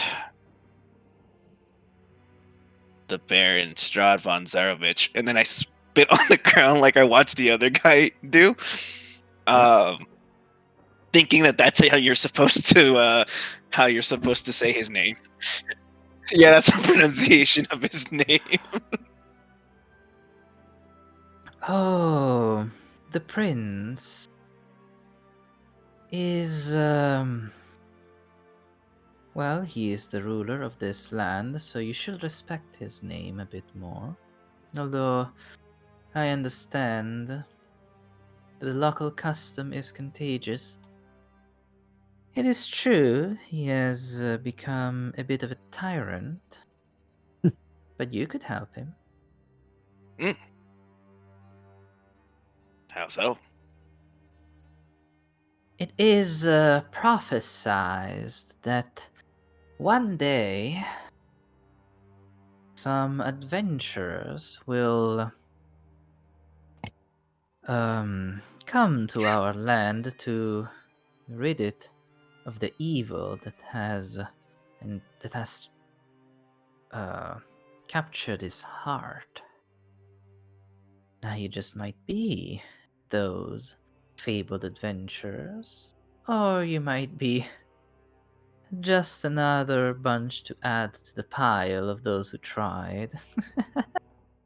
And the three of them start giggling. Another one begins talking again, saying, although, if you really wish to know if you're the ones, I suggest you head to Madame Eva.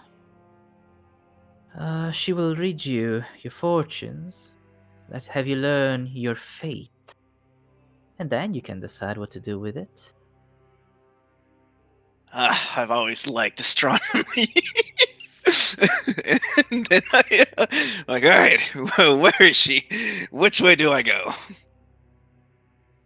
The third woman says she is at the encampment by the Tsera pool, a couple of hours of walk to the west of town.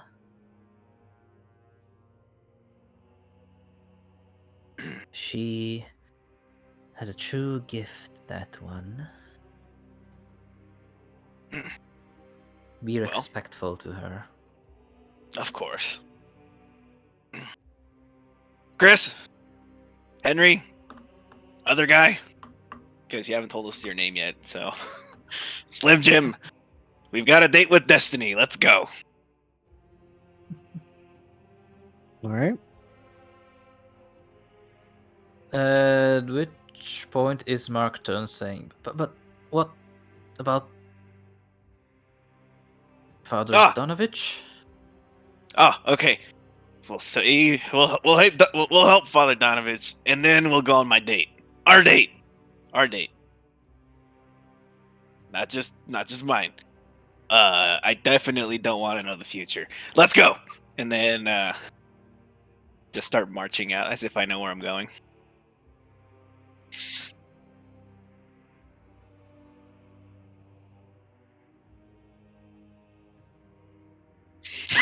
I'll be here, and if you'll be looking for Donovich and Doru, they'll be at the church. He says as you leave. I was looking for a better picture of Ismark, especially one that doesn't have that name, but well, there you go. See, as they're all walking out of the tavern, I'm standing at the very, like, a few feet out, and I'm just like, I have no idea where we're going.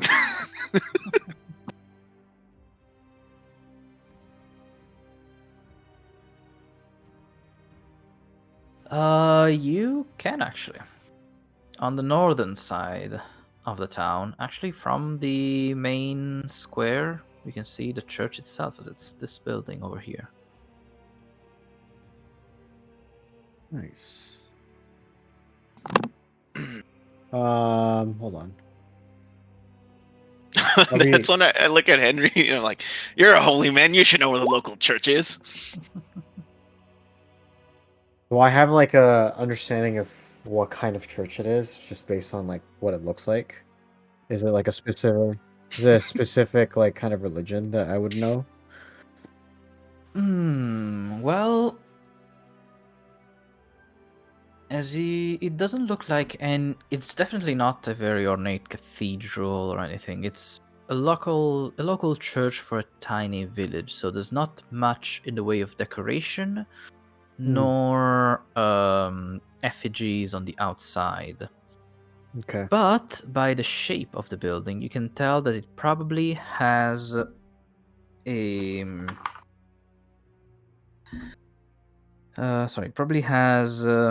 a large chapel with rows of pews and an altar. So it's probably a community wholesome thing, and not the kind of dark sacrifices in a pit in the dead of the woods kind of religion. Okay.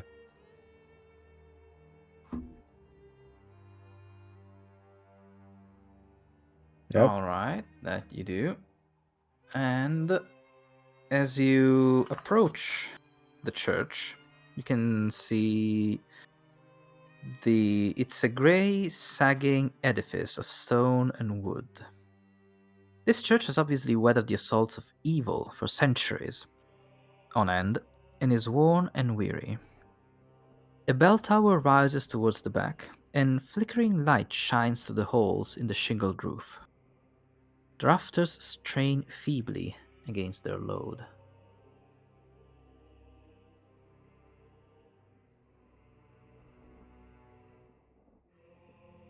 It does have a double door. Let me actually do this. And place your characters down. Just a moment.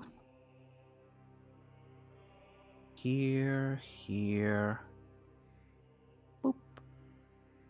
Boop. Boop. And boop. The bigger block shaped symbols here. How do I either remove them or make them smaller? Is that a thing? Sorry, what do you mean? So like it just shows the names of everybody in the bottom left of the screen with like the big pictures. Oh, yeah. Is there any way of moving those? Or In the settings, top right of above the chat, there's in audio and video display, and you can make it smaller or just show the names. Got it. Yeah, keep them too small. Yeah. All good. Thanks. No problem. So yeah, you stand in front of the heavy wooden doors. They're covered with claw marks and scarred by fire.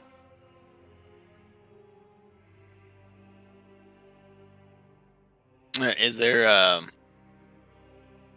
just looking at the door, are they both firmly closed? And is there anything to like knock on them? There isn't a knocker on these doors. They are closed, but they could be just, you don't know whether they're locked or not. So in that case, I just walk up and I try to open one of them. Yep. Very well. And the doors swing open, revealing a 10-foot wide, 20-foot long hall leading to a brightly lit chapel. The hall is unlit and reeks of mildew. 4 doors, 2 on each side of the hall, lead to adjacent chambers.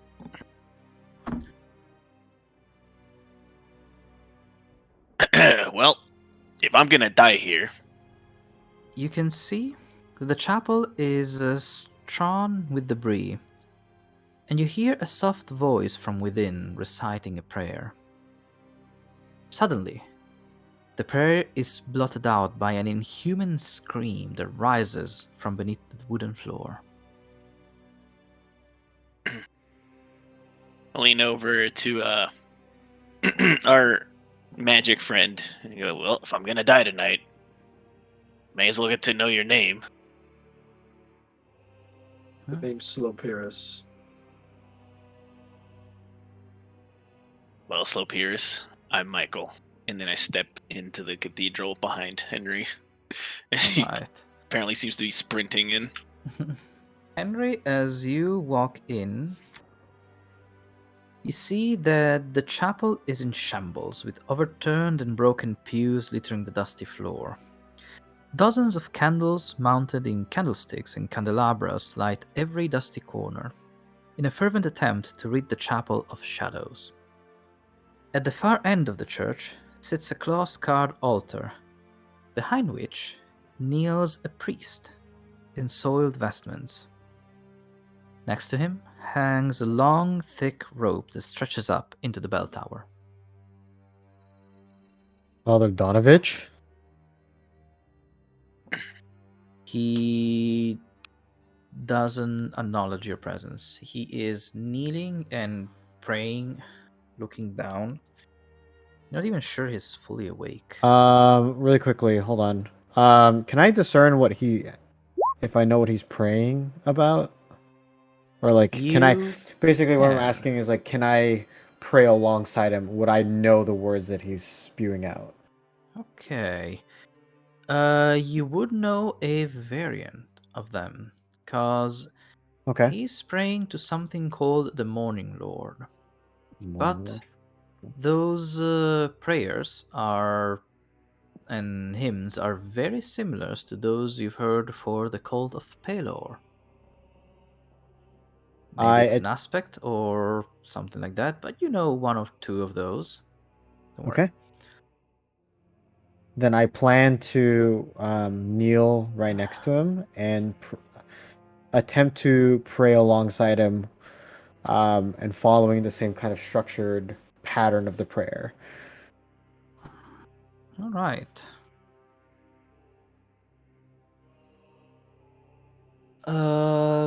After a couple of prayers, he quiets down for a moment, and still without looking at you, he just says, he mutters, I know what must be done. But even if I were strong enough to do it, he's my boy.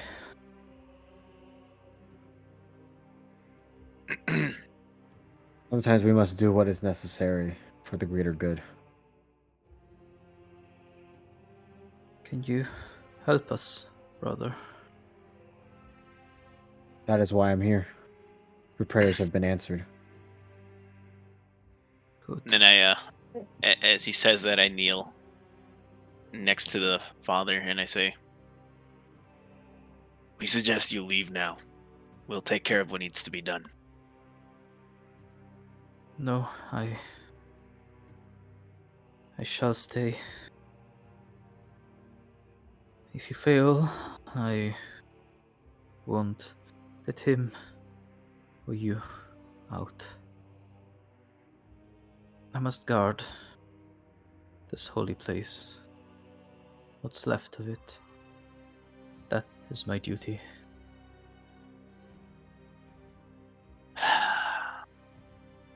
And this will get hairy, Father. You might as well stand back. Stand behind me. A motion to Henry to get out of the way. And then do you move out of the way? Yeah, I grab Father. I grab Father with me. No. I'm like, no, don't reach for him. I'm like, no, don't reach for him. And Okay. I cast sleep on the father. Okay. All right. Yeah, that does indeed put him to sleep, most likely. Yeah. I was like, Unless you rolled all ones, basically.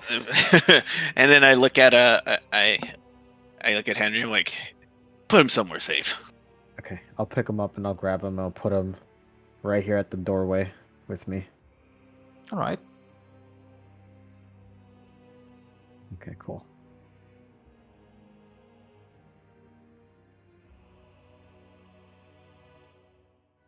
Very well. Now, Are those these four down doors? there, yes. Oh shit, those are doors. My bad. Then These I are move them. doors. I move them over here in the corner. That's my bad, DM. Yeah. No, I'll don't put worry, 'em don't right worry. here. Perfect. Well, where to first?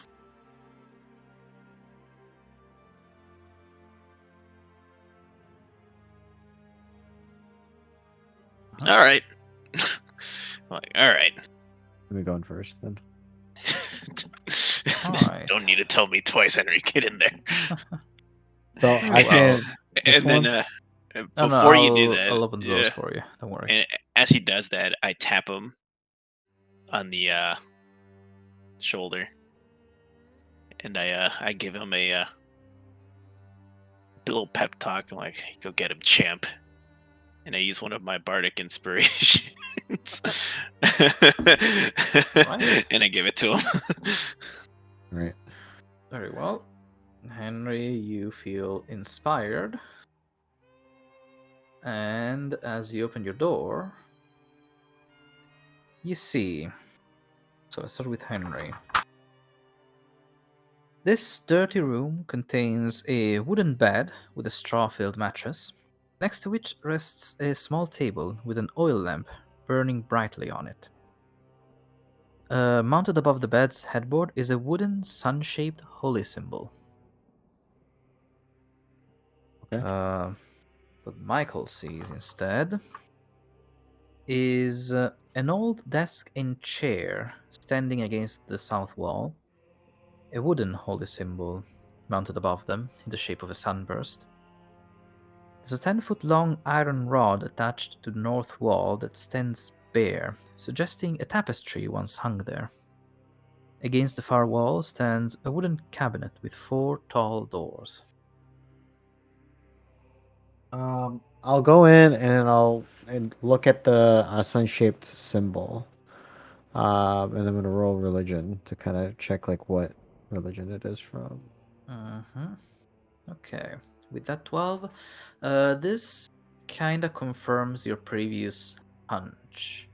The religion in this town seems to be an evolution or an aspect of the cult of Palor, of the sun. Although, and with them having been isolated for 5 centuries or so, that makes sense. They will have their own spin-off religion here. Although, if you want to know more about its deeper mysteries, well, you'll have to wake up the priest later and ask him. Sure. Okay. Where was the cabinet that had the 4 doors on it? The other hand of the room here. Oh, it's that one. Okay, got it. Yep.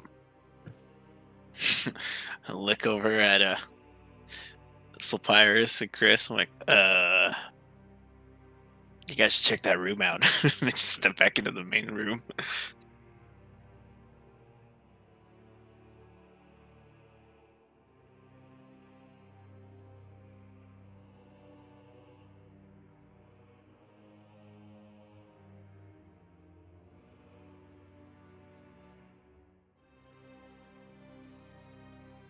I didn't say it.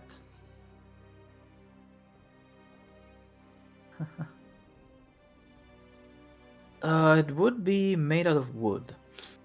And it's not always 10 feet long. It's bent in 3 sections that can be snapped to about 10 feet long.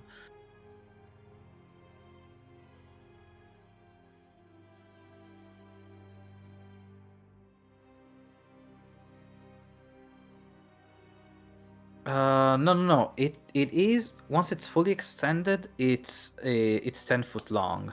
But once it's retracted, it's about 3 feet and really thick. Yeah.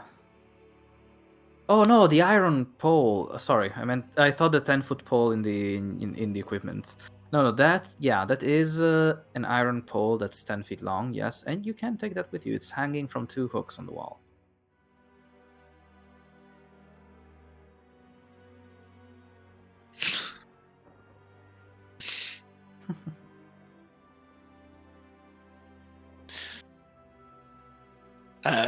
I'm next to another door, right? Yeah. I will go ahead and open it. All right. Thinking the other two were pretty much empty. I'm like, there can't be anything in this one. In here is another bedroom.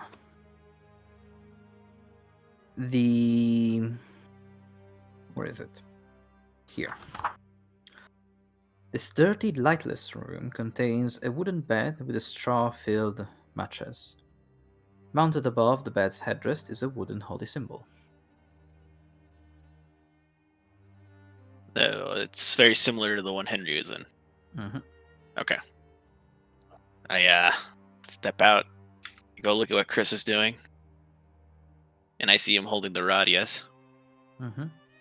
And then I just look at him and go, "Don't you think that rod is a little needlessly large?" I don't know what that.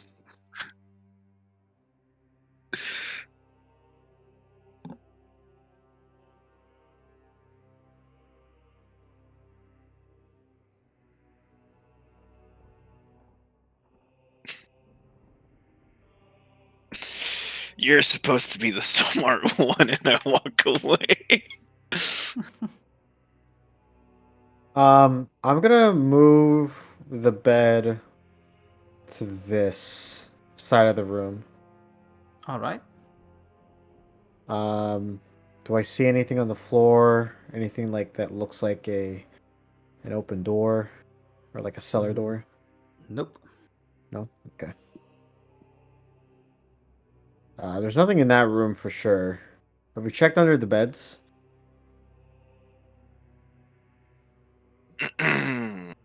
You're welcome to.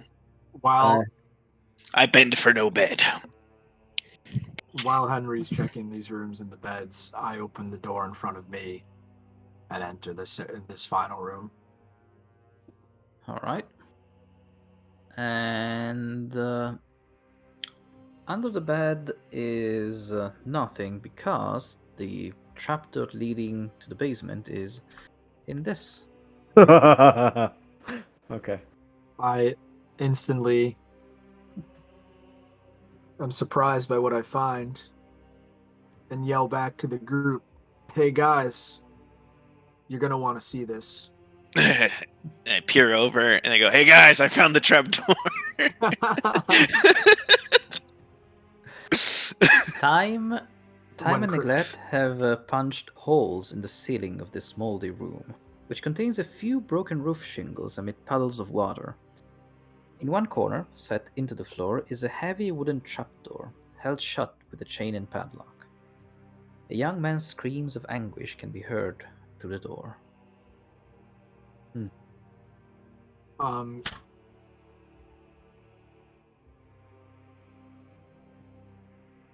Where? It's a cabinet. So yeah.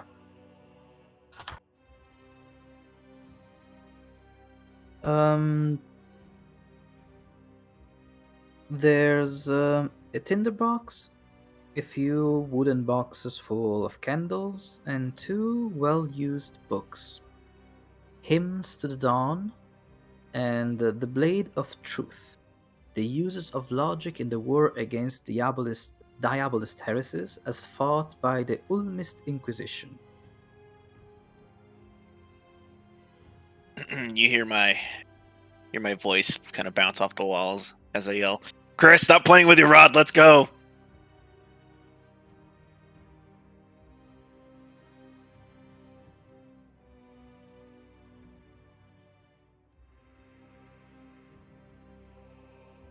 All right. So we're looking at the latch to the basement. Is Yep. it locked? Is there a lock on it? It is. There's a chain holding it shut and a lock holding the chain to the floor. Okay, and I see also that there's water, puddles of liquid on the floor. Mhm. Yep. I'd like to use shape water to break the lock. Oh, I see. I will allow it. Yeah. You want to put the water in the lock and then freeze it so it expands and it breaks it, right? Exactly. Yeah. So I have to do this. That. And what do I roll? Just shape water? You don't need to roll anything because it's a cantrip, so you just do it. Right. You can see as Slopyrious starts casting his spell, the water follows his command, much like the ale from before. It slides into the lock, and then with a twist in his pronunciation, he turns it completely solid, and you hear a crunch as the internal mechanisms of the lock burst out, and the lock is now useless and open. I was just gonna go grab the key that the priest probably had, but that was cool. That was pretty cool. Efficiency is key. Man after my own heart, and I swing the trapdoor open after you. I entered the basement first. All right. As soon as you open the trapdoor, the screams from below stop. And as you get down there, you can see that this church's undercroft has rough-hewn walls and a floor made of damp clay and earth. Rotting wooden pillars strain under the weight of the wooden ceiling. Candlelight from the chapel above slips through the cracks, allowing you to glimpse a gaunt shape in the far corner.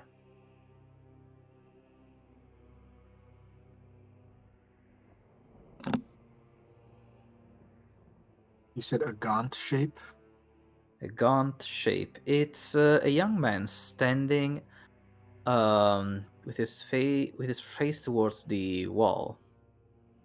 And there's light in the room. I can see around the room. There is dim light in the room from the light filtering from above through the floor from the chapel that's very well lit.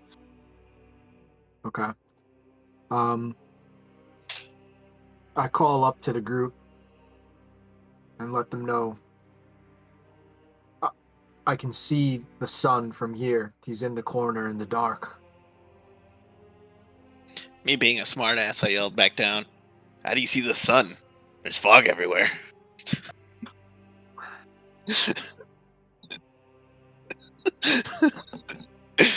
Henry, get in there. You're the holy man. as you look back down towards the Slopyrious, no, he's not there anymore. That would have been funny. Wait, hold on, The vampire kid didn't just disappear. Did he just? I said that to the group. That would have been funny, Michael, if the vampire kid didn't just disappear. I'm not joking. I was like, wait, Chris, we're supposed to get out. Hold on. I grabbed a Slopyrious. So you get the fuck back up here, and I pulled him back up.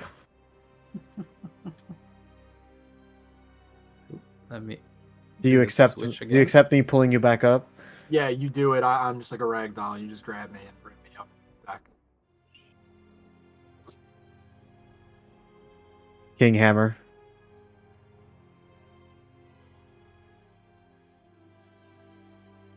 No, but one day there might be a chance for me to see invisible creatures, but not right now. Not right now. I just smashed things. Not today.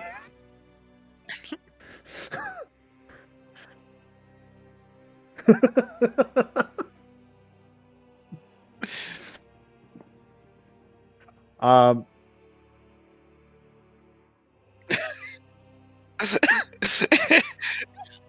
I cross my arms very seriously and go, we're obviously dealing with a master of hide and seek here. And very seriously, I've just completely changed in tone as I start to ponder and rub my chin. Now, I if have I a- were a vampire.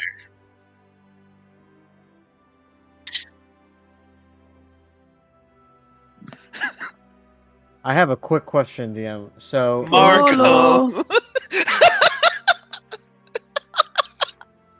You do hear the creepiest reply from below. Jesus. Yeah. It's still from downstairs.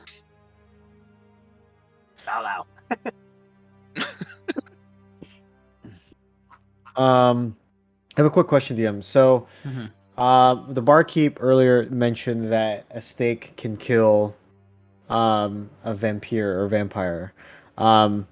Does that mean I have to like make it and be like, oh, this is a steak, or can I use a spear and call it a steak? Good question. Damn it. Yeah. Damn it. Okay, good question. All right. You can. It's an interesting hypothesis. You could apply the scientific method to it. Honestly, Experimentation. if it wasn't just talking to the DM, I'd say what a dumb question because a spear's a spear and a steak's a steak. Okay, I'm gonna pull out my spear because I have one, and I'm gonna cast. Let's see. Hold on. Player to player, Elmon, fuck around and find out. Okay. I'm gonna cast light. Where the fuck is it? Spirit fingers on my spear that I pull out. All right. And so the spear starts shedding bright light all around you. Ooh, also, let me do a change now that you have your own light. So Colors of this It's gonna be. question? What kind of color do you hate? It'll be that color. What color do I hate? I'm just kidding. It's gonna be just gonna be a regular bright light. It's gonna be a regular bright light. LED. Fluorescent. It's gonna be Yeah. fluorescent. It's gonna be the worst kind of light. Worst kind of light. Fluorescent. Fluorescent lighting. Worst kind of light for your eyes. Does the spear buzz a little bit too? What if it was sunlight? It flickers here and there. It cannot be sunlight, unfortunately. it- There is a it's very magical. there is a high level spell that makes sunlight, but That's you're cool. not getting there that quick. Yeah, yeah. We're not monsters right now, as we're used to. Yep. There's also daylight in between that still is not sunlight. Everybody always asks me, but it's the light of day, and Formalities. It's all a simulation. yeah. Well, go ahead, find out. Does the daylight work on the vampires? Okay. So.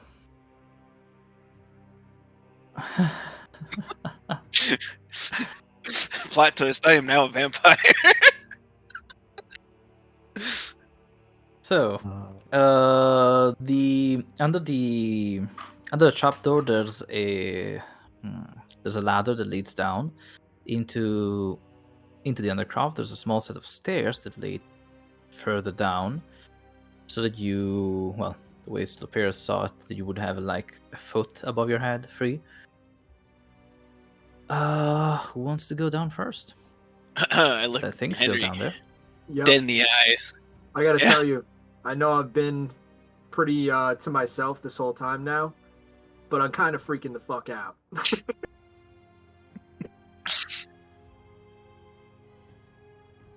It's not that I haven't. I just get really hyped up when I'm in these scenarios. All right, I'm going down. Vampire child gets me going in a way that I don't want to go first.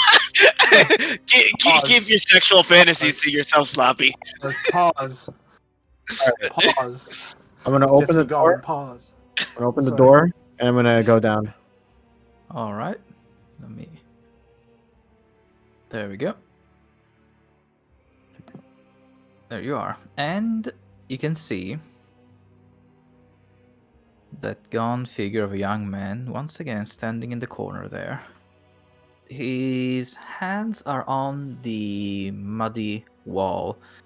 Almost look like he's trying to claw his way through.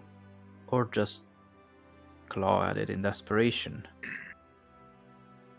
He is muttering something, but too low for you to hear. At this distance, at least. Do you see him?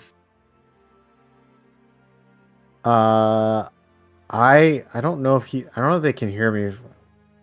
I'm like If you pretty shout, far you out, can, right? No. If you shout, they can still hear you. Yeah, I'm not gonna shout while Vice this versa. guy's like fucking hiding in the corner. And I, first I try to be hush about it when I ask, and then I yell, "Henry, do you see it?" Did it move? Did it do Nope. anything? I walk up and I do like kind of like I was like, shut the fuck up. Shut up. What? Yes, I see it. Yes, he's there. Do I look at is he still there when I look back? Yes. This Why are time. you whispering? He's here. He's in that corner right We there. know he said polo. Alright, I'm gonna start heading. I'm gonna start heading. Mhm. I start walking. I go down into the hole too. All I right. follow behind Michael. Very well. Let's see. And I'm Michael, I am gonna Slopyrious. cast. I'm gonna cast Sacred Flame on his ass. Okay, before you do that, you can understand what he's saying. Oh, I can understand. Okay, cool. Getting closer, or maybe he's speaking more clearly now. You realize he's muttering, I can smell it. I can still smell it. And then I cast Sacred Flame. I'm like, smell this. All right. Let me do Not this vampire boy. this. Smell I need this. to do a thing, but I'll try to remember for next time. For now, we're gonna go with this, this, and he rolls a dexterity save. If you click on the Sacred Flame from your core section of the character sheet, it should roll the attack and damage. I'll try to fix it so it does it also Okay. from the spell section, but Let's see. didn't think that it will do this. Oh, and core. Got it. Yeah, got it. core section about the middle. There's everything you can do that needs to roll dice. So attacks, spells, and stuff. Even when it's not damage. So cure wounds should be there as well. And there That's should be weird. Sacred Flame. I don't see it on my. On Oh, my because core. maybe you added yourself instead of from the. Okay, let me do this then. I'm gonna delete. You can change the names again Sure. later, but let's do this. Oh, okay, because you added. Uh-huh. Oh, 1 that's minute. fine. It's already over. But Yeah.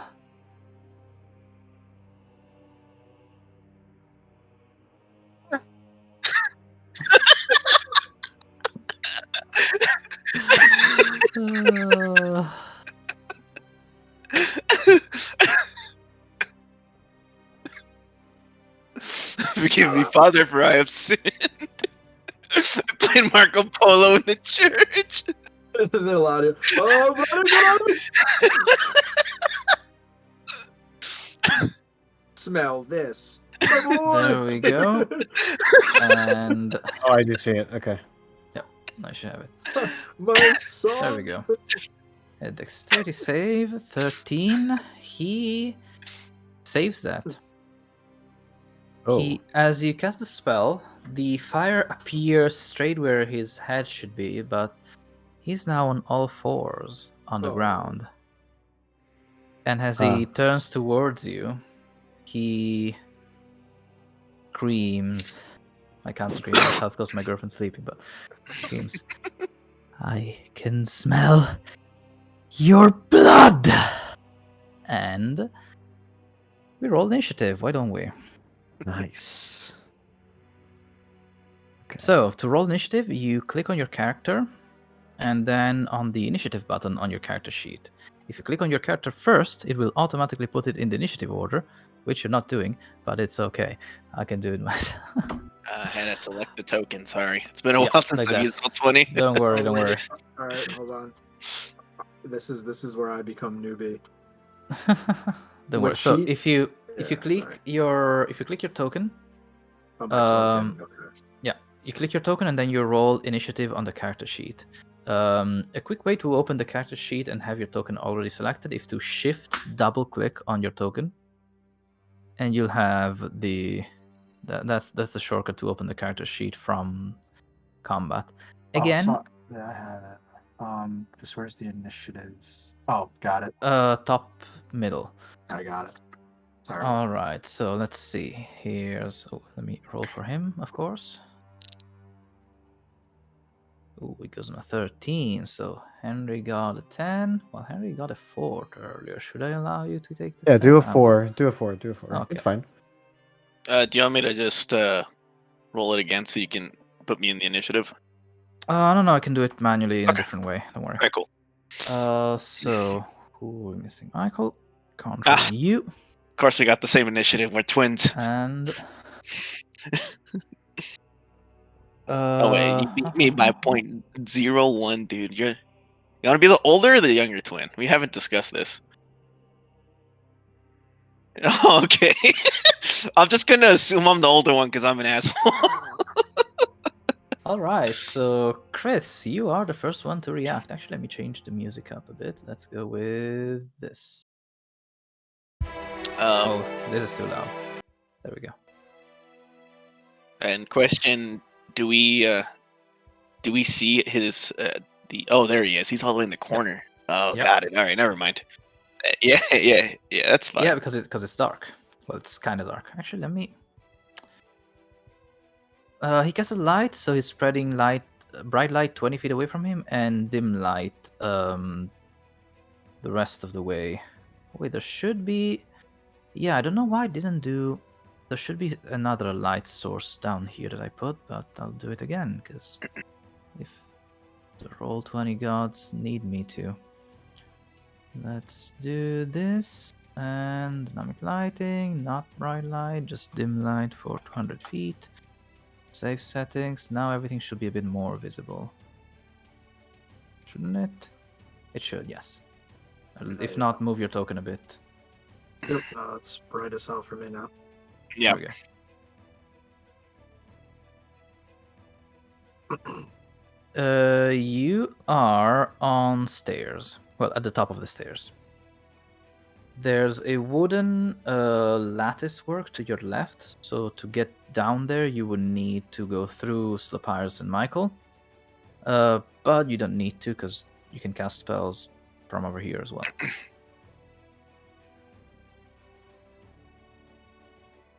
Yes. You can't drop from there because the rail goes all the way to the ceiling. Like it's a wooden grate that holds the stairway on this side and separates it from the rest of the environment.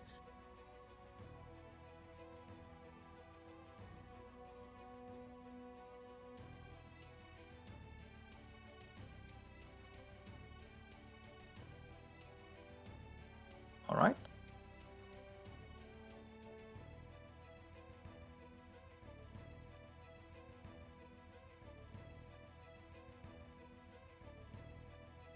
All right. Go for it. Roll to hit. That does not hit. Oh no, I need to lower each one manually. God damn it. Give me 1 second. It was too lit, bro. There's two. Well, the firebolt hits. Oh wait, this one we don't actually need. All right. All right. So the firebolt impacts on the mud wall behind the vampire, doing absolutely nothing except a mild sizzle. You still have your movement and your bonus action. Yes, so you can at most with your 30 feet of movement get here, because you will need the 10 extra feet to move through the two of them. All right. Michael. Move forward a little bit, and then I yell, "Oh God, you're so ugly! Put a damn mask on!" As I cast Vicious Mockery. Alrighty. Let's see if he is hurt by your words. He is. So he takes 2 psychic damage. And twice on accident. he has disadvantage on the next attack. Neat. All right. And Alright, you still have your movement and your bonus action. let's see, that was 5.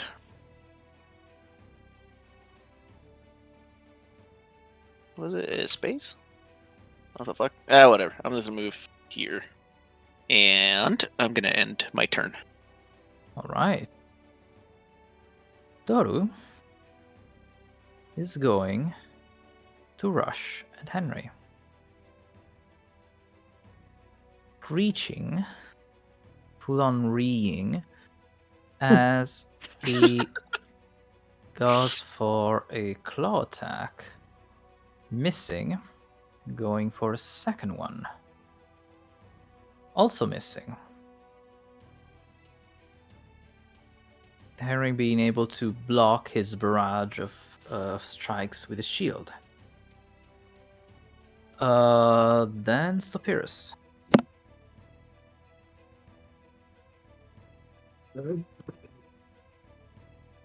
I cast Firebolt. Alright. That one hits for 3 fire damage. Oh, now does fire damage do the thing? Okay, no. Very well. You manage to scorch his arm a bit. He does shout in pain at it, but the wound isn't that severe. This guy looks... Well, this guy is probably much tougher than he looks.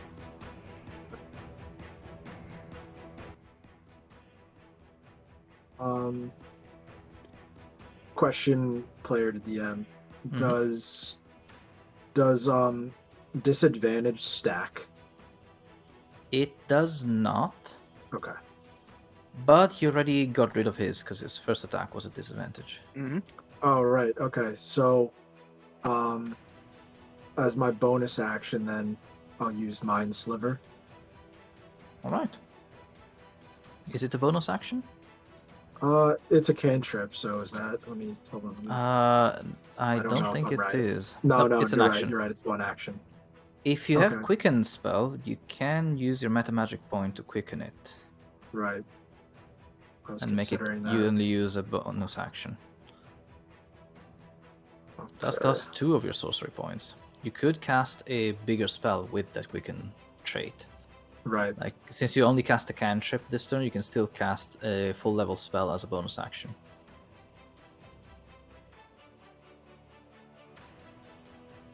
Okay, I think I'll just leave it at that, and I'm gonna move down the stairs. All right. In between Michael and Criss, but end there. Very well. Henry. All right, I'm going to attack with my spear. Mm-hmm. 17. Oh, wait. I didn't fucking roll. Oops. Hold on. There you go. That's the damage. Doesn't show it to hit. Why does it show the hit roll? There you go. There you go. 10 unfortunately does not hit. He easily dodges to the side as you try to stab your spear into him. All right. You still have movement if you want to get around him and maybe get a flank going later. Or you... And you have your bonus action. Don't know what you can do with that yet. Oh, well, you're a 3rd level cleric. You can do a very powerful thing with the bonus action, actually. All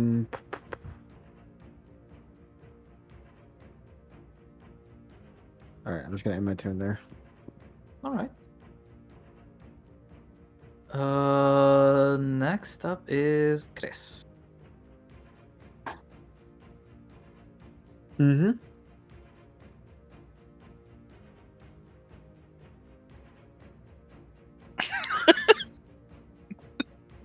I have a prayer.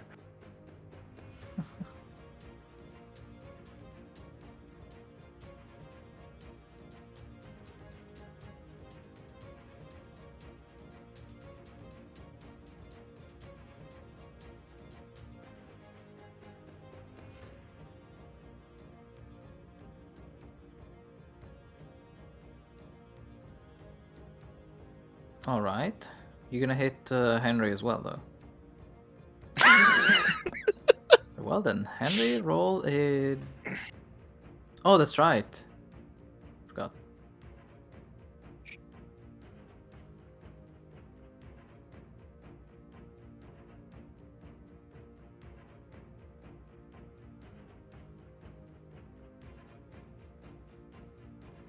That's right. Because you sculpt your spells.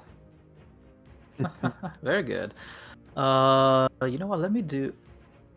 Well, I'll do one thing later, but know that I have the little spell markers there. Okay, so Burning Hands. Need to make a dexterity save for this dude.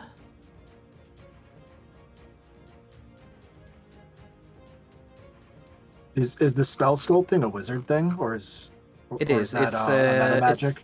It's an evocation wizard thing. Mm. You can also do it with meta magic, but basically, evocation wizards. Evocation is this call that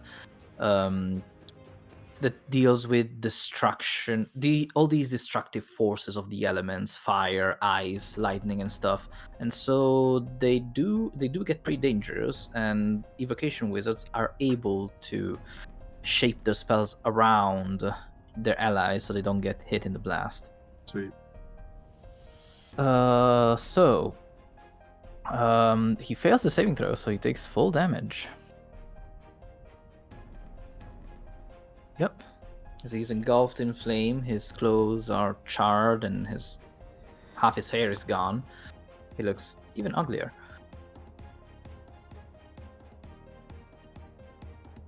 Alright. Michael. I move forward a little bit, and then I say, Criss has the snap and crackle. I've got the pop, and I cast Shatter as I blow into my flute incredibly loud in the direction of this guy, like as if I'm shooting a dart at him. Very well. And I believe you cast it behind him so that you don't hit. Shatter is a 10-foot radius sphere, so you just need to cast it here. Mm-hmm. And Henry's fine. Alright, so that's a Constitution save instead. Let's see how this one goes. This time he saves, but he still takes part of the damage. Mm-hmm. So that 17 becomes 7 damage. As this loud boom echoes through the Undercraft. Alright. You still have your bonus actions, some movement. Don't know if you want to do anything with those. Then... I'm going to use one of my bardic inspirations to hit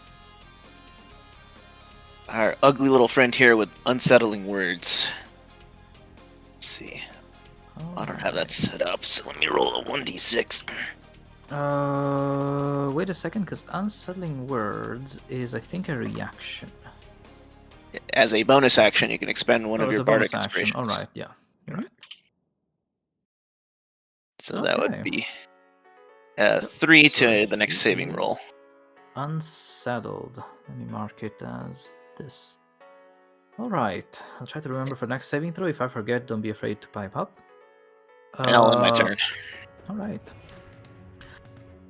He was covering his face with his arms as he got burned and then he got hit with a shatter. Henry, you watch, well, kind of, with maybe a tinge of terror, but maybe expecting it as his burns, his wounds start to slowly heal. And then he attacks you again. Let's see. Claw. That does not hit. That one does hit. Dealing no damage. But Henry is now grappled.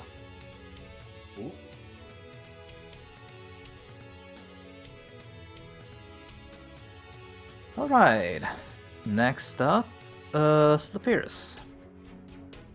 So if he's grappled, does that pose the risk of being injured by incoming magic?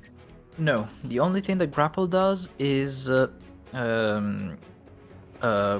putting your movement to 0. Oh, okay. So Henry can't move from there right now. And Doru has at least one hand busy keeping Henry grappled. But once you have the grappled condition, some monsters unlock different moves they can do on you. So Okay. I know what cast, you're talking about. Gonna eat ya. I want to cast Chaos Bolt, Alright. level 1 Chaos Bolt. Alrighty. So how do I actually roll this though? You should have it on the core section of your character sheet. If you don't, I will. I don't, but I Add could do 2d8, right? For now, yeah, just do 2d. Well, you have to roll to hit first. I Yeah. think for chaos. Oh. So let me. Well, we'll keep that damage because it's a good damage. Let me just fix it real quick. So you didn't check that part. Yeah, my fault. No, don't worry. That I should have. So, Yeah, it's remember what spells you have? Well, I do. So 7 and 8. these are all gone. Just a second. Yep. There, No problem. there, and there. And I'll add them fresh. Magic. Oh wait, I have to do it from here. Magic missile, shield, and come on. What one is being a bit laggy? Shield and Chaos Bolt. Items, spells, shield, and come on.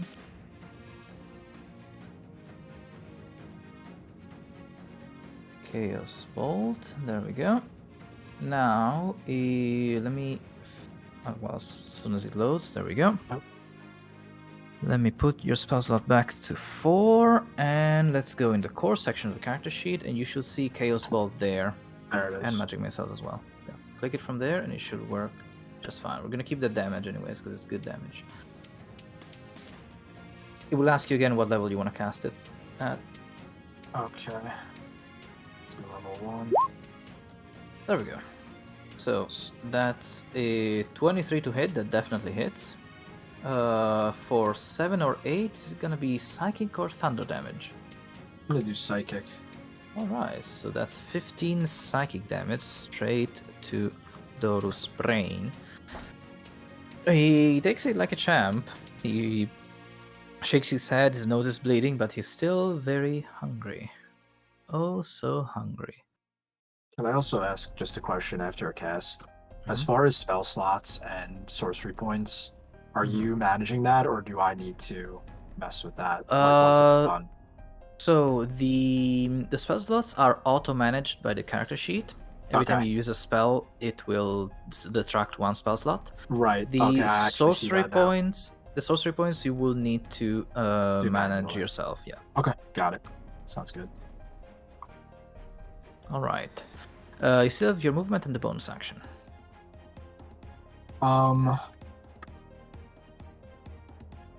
So I think I'm just gonna end there. I'm just gonna end it where I'm Alright. at.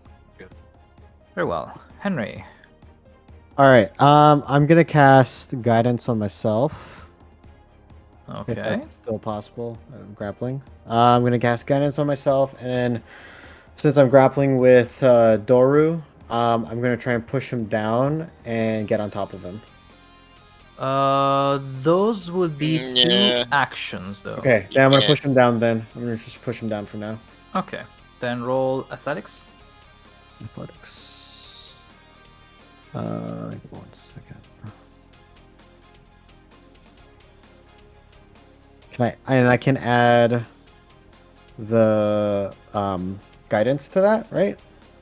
No, because no, I mean casting guidance and then trying to revert the grapple would be 2 actions. Yeah. Oh, okay. Gotcha. Okay, yeah. Then I try to push him down then. Okay, now. try to reverse the grapple and push him down. Mhm. Unfortunately, he seems to be much stronger Fuck. in this case. All right. I guess I'm gonna try next round then. Remember that you still have a bardic inspiration, or at least I think you do. Also, that you still have the Yeah, bardic inspiration got because it's it. not been 10 minutes yet, so you can add that. So you can add 1d6 to see 1d6? if that's Okay. enough. All right. Unfortunately, it is not enough. Damn. Because Okay. Doru rolled a 15, so you would have needed the 6. Okay. Worth a shot, but you are still grappled. Criss.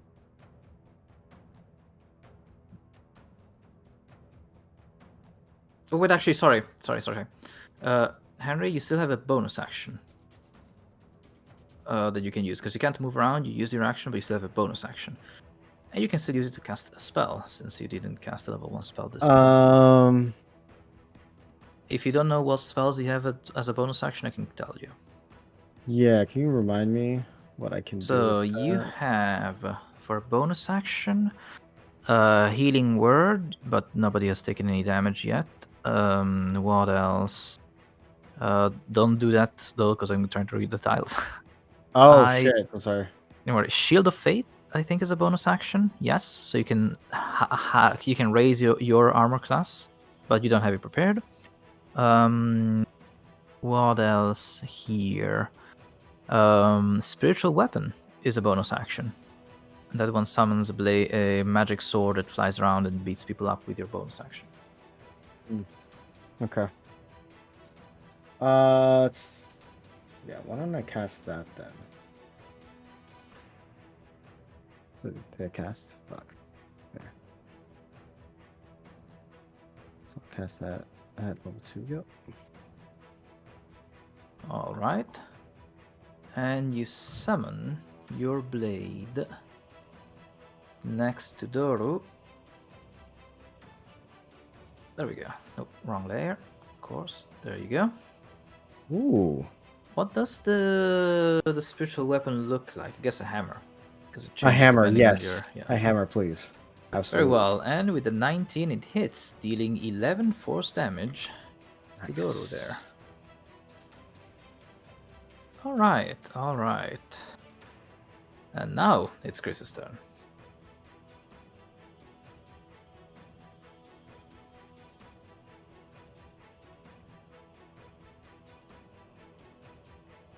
All right. Ooh, a crit.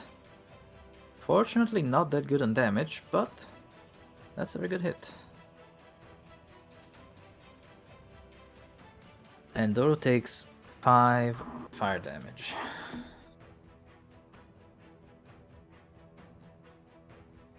All right. Good. Michael. All right.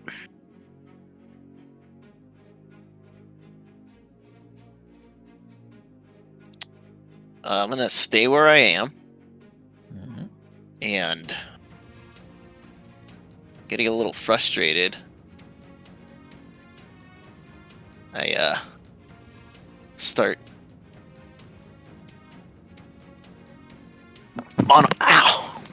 start monologuing, and basically like they just go, "Why won't you die?" And then I start and that begins to kind of bounce around in his skull as I cast Dissonant Whispers. All right. Bringing out the big toys now. Okay, so Dissonant Whisper. Why does it roll? It's a saving throw. And why is the spell DC 9? Ah, what's your charisma? My charisma is a 17, but the bonus is a 3.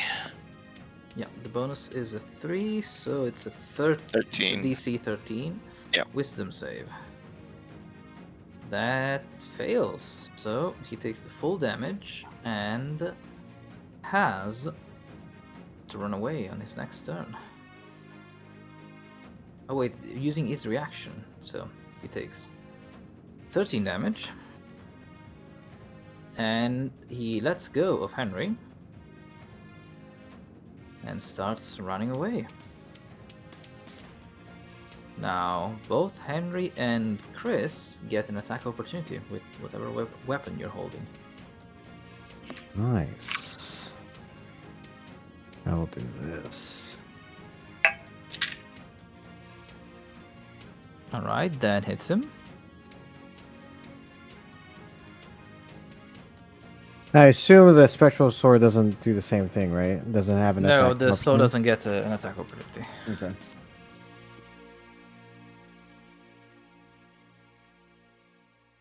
But, alright.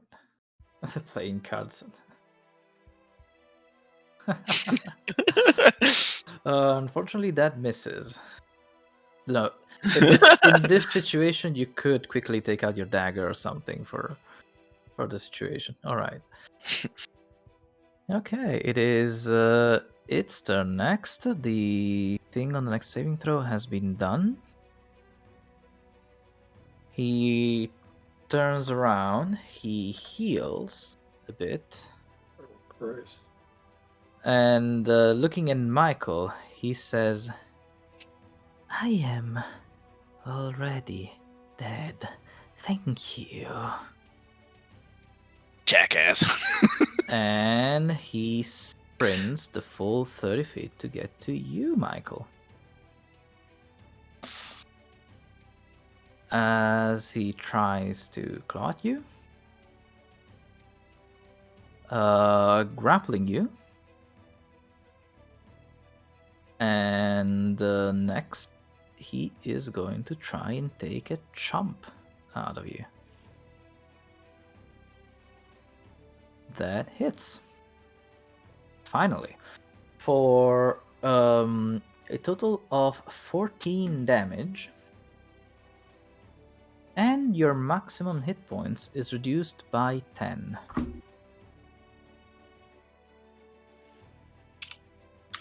As he heals himself by the same amount.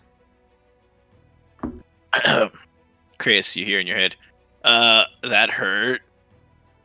Chris, help! As Doro pulls back from Michael's neck, his face is ecstatic and completely covered in blood. Slopyrious. Let's go. So I see this. I freak out. I jump backwards to get some space from him. Then I cast Magic Missile. All right. So, let me see. Okay. Roll the others manually. Just Okay. because otherwise, if you keep clicking, it will keep using spell slots. So, yep, 3 and 4. So 4 and 5. That's a little 14 damage. I guess all straight to Doro. And then I'd like to use Quicken Magic and shoot a Chaos Bolt. That you cannot do. You can only shoot a cantrip if you already used a level 1 or above spell. Ah, okay. So then... And well, not really vice versa. If you use a cantrip as an action, then you can quicken a level 1 spell as a bonus action. Okay, got it. So then now I can go cantrip with a quickened. Yes. Okay, so I will use Quicken Spell and use Mind Sliver. All right. Level 1, right? Cantrip or 0? Or what do I You shouldn't ask for a level. do? It should asked just me go. for an input. I don't know why. I'm just gonna do Let 0. me check. Oh, that's... Oh, that's why. Let me fix that one for you as well. Okay. Don't worry. Yeah. First combat is where these things get tested. Let's Yeah, see. I'm pretty sure I didn't have the spell, so I think I put it in manual. Oh yeah, because let's go attack. Yeah, you didn't set it up. I'll just delete it and take it from my. Sure. Do I have it even? Wait, let me check. I do. So let me do that. All right, and this. Come on. Okay, now you should have it in the core section as well. You should use it from there.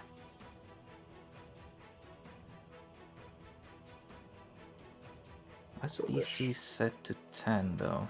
Wait a second. I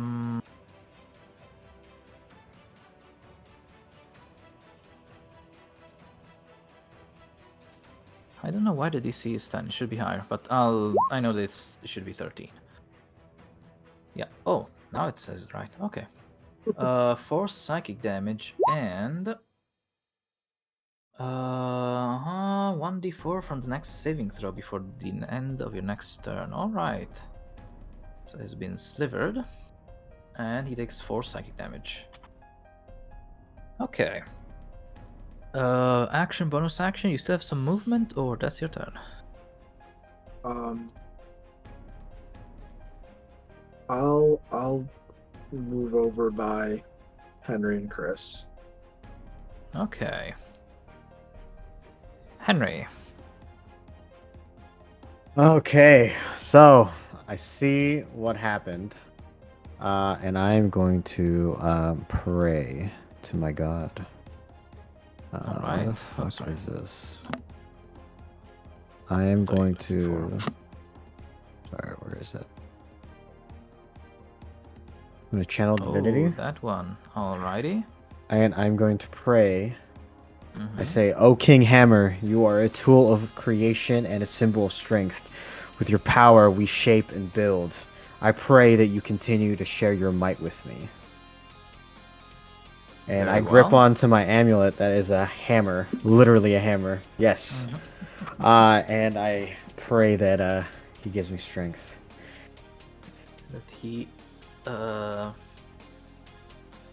You have to choose which channel because you have 2 options. I want to turn undead. Turn undead. All right. That's what it is. Then the vampire needs to make a saving throw. Do you want to turn undead first, or do you want to beat him up with a magic sword first? Because if you turn undead and then I want to beat do a him magic up, sword first. Let's go. all right. Where's Yeah. my?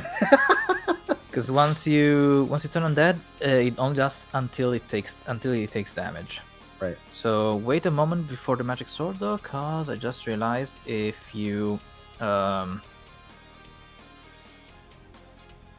that again, it's gonna use another spell slot. So I'm just gonna make a spiritual hammer. That is what you need to click once you have the spiritual weapon already in the field.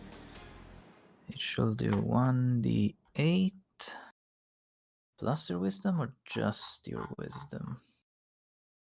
Let me see, it's up here somewhere. Oh, that was an accident. I didn't mean to do that. Sorry. Don't worry. Just a moment. I can't. No, I couldn't find it. Sorry, is it 1d8 or 1d8 plus modifier? All right. Plus wisdom. And there you go. You can click on the spiritual hammer that's at the bottom of your attacks in the character sheet. Attacks on the character sheet. You should find spiritual hammer, and that's just the attack for the spiritual weapon. 13 does not hit, unfortunately. Damn. Okay. But then you can go with your channel divinity turn the undead, and Doro's going to make a wisdom save. And he's going to take 1d4 penalty. And he's going to fail that wisdom save. Sick. Let me see. Does he have to run away now or on his turn? Turn undead. Okay, turn can spend its turn, so it's not doing anything yet, but on its turn, it's going to run away. He's going to run away. Okay. And then I have one more thing I can do. From my understanding, Michael looks like he's like bleeding profusely, or is he just kind of He like? is quite bleeding, although you already used your bonus action and your action. Okay, then I'll just kind of move. Where would it be? I'll move right here then. All right. Oh, no. There you go. Oh well.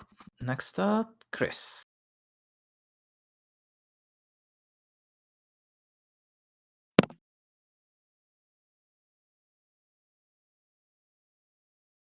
Mhm.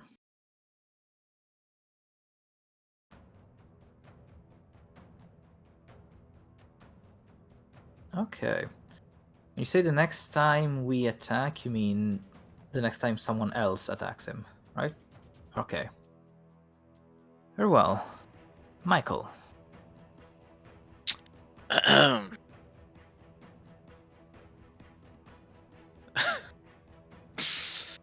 I've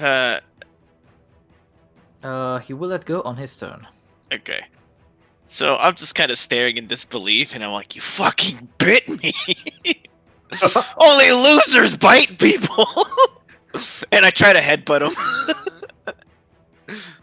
So, All right, that will be well, we don't have I don't have an unarmed just strike call- on your character yeah, sheet. So I roll do a d20. actually. Oh, you do. Go for it. Yeah, That does not hit. I'm just mad. Yep. And I end my turn. Okay. Doro next is going to screech, let go of Michael, and run. Michael and Henry, you do get an attack opportunity if you want to use it. Although if he takes damage, he's I'm not not. turned anymore. All right. Not going to. Let that be a lesson to you, idiot. Okay. As he runs And away. he is going to run in the corner there, clawing at the wall, trying to get away from Henry. Next up, Slopyrious.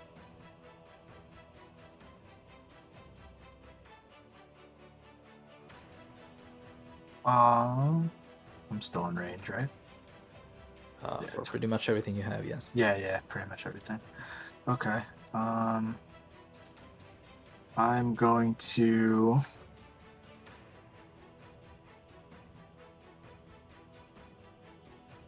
I'm going to cast Firebolt. Mm-hmm. Nope. Doesn't hit. Alright. And then in this case I'll use Quicken Spell and cast Chaos Bolt. Do you have enough sorcery points to do that? I do. I should have 3. Remember, Quicken Spell costs 2. So I have 3 and I will You That's had on the 3 wall. because you already quickened one spell Yeah. before.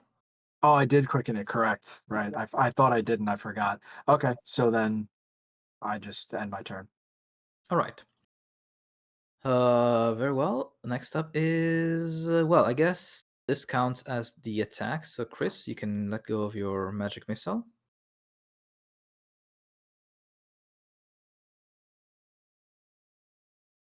Very well.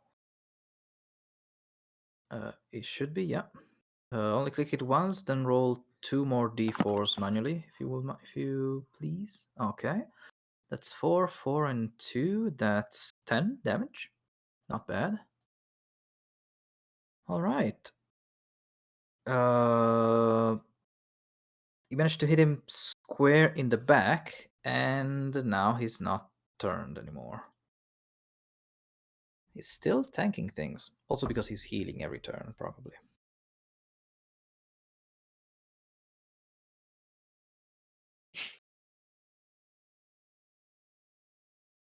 All right. Next up is Henry. All right. Let's see.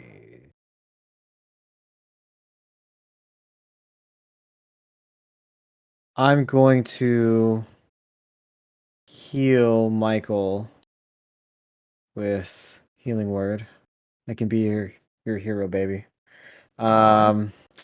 So it's 1d4 plus your wisdom modifier. 1d4 plus 3 then. Why is it taking forever to roll dice? There you go. Yeah. So yield So Michael 5. gets 5 hit points back. And then I'm gonna walk up to this guy Mm-hmm. and I'm gonna attempt to grapple him.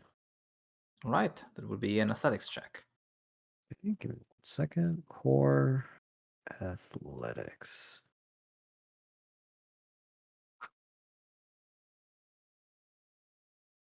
Damn. Okay. 10. See? He rolls a natural 1. Oh, fuck yeah. So you do manage to grapple him. Let's go. Nice.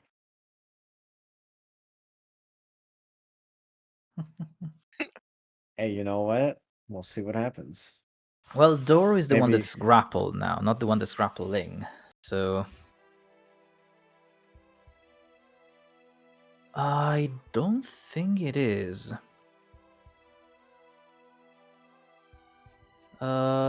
Because when grappling, the grappler can still move around and drag the target behind himself. So it's not the same thing. I'm gonna look into the rules later, but for now that's my call. So Doro is grappled, Henry is grappling. Okay, that was your action and your bonus action, and I think you want to stay there for your movement. Yeah, my So- spectral sword doesn't attack itself, right? It just Correct. It's You will based need on to my use a action. bonus. It's based on your bonus action. Perfect, So every okay. time you want it to move and attack, you can do so with a bonus action. Perfect. Okay, fair enough. All right. Next up, it's Criss.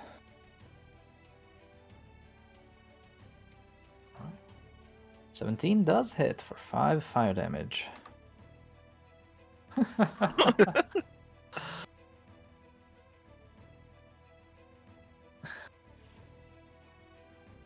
Okay. Very well. Michael. I'm gonna go all the way back, and as I'm running back, I start yelling, "Loser! Only losers bite people in combat!" As I cast vicious mockery at him again. Do you want to know what's funny? Hmm. You're still within 30 feet of him. Yeah, that's fine. But no, he's not gonna get I'm close an enough, idiot 'cause in those combat. people- That's fine. Those people in the way, he's not gonna get to you anyways, and he's grappled. So vicious mockery. Let's see if he is enough of a loser. Wisdom. He succeeds, so he ignores your mean words.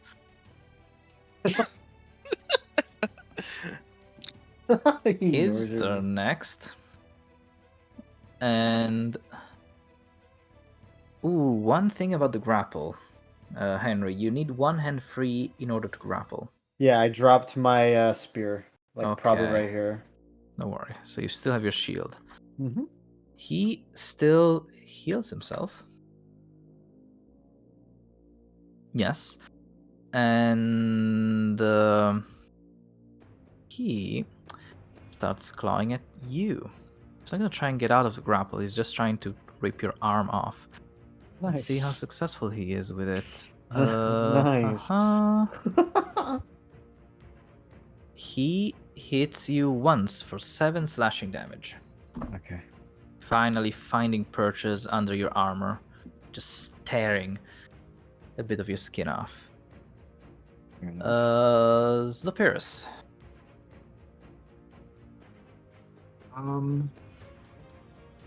I will cast Magic Missile again. All right. That hits automatically, so you can roll 2 more d4s. A 2, a 3, and a 4. That's a total of 9 damage. That Okay. slams into straight into Doros' center mass. What are my bonus actions that I'm allowed to do aside from casting? So not much, to be honest, as Right. a sorcerer. You don't have other spells that use a bonus action, and you don't have anything. Well, you can burn a spell slot to get more sorcery points as a bonus action. And vice So- versa, correct? And vice versa, yes. So Okay. if you would like to have those 2 sorcery points back to quicken the spell next turn, you can burn a 2nd level spell slot. Okay. Thanks to Font of Magic. There you go.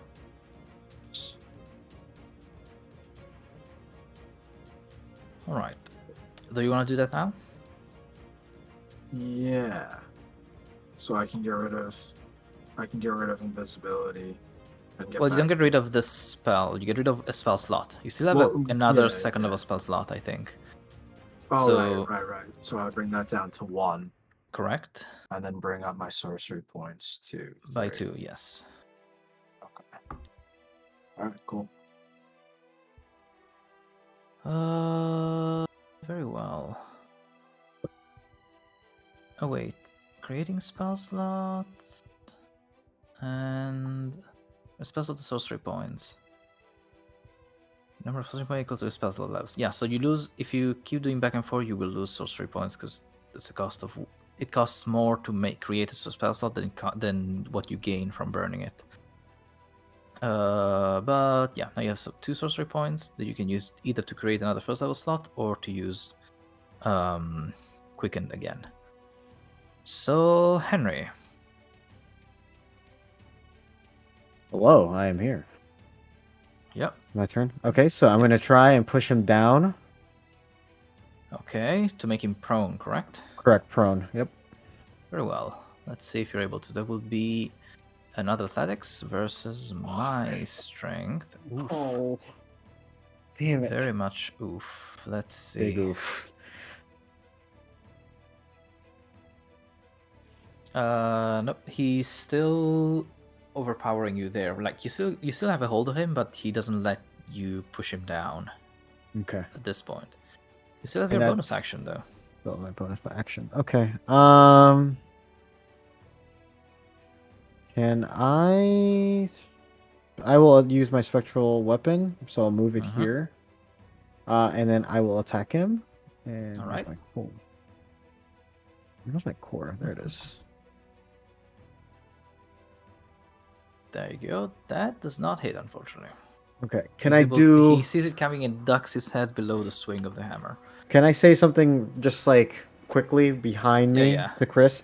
Criss, my spear. Bring it to me. That's it. All right, Criss.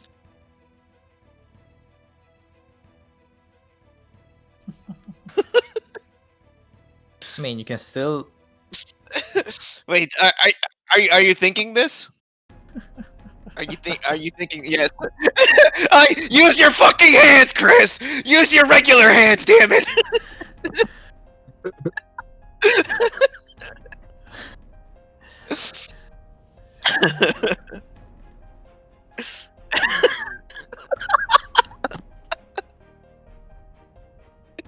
Uh,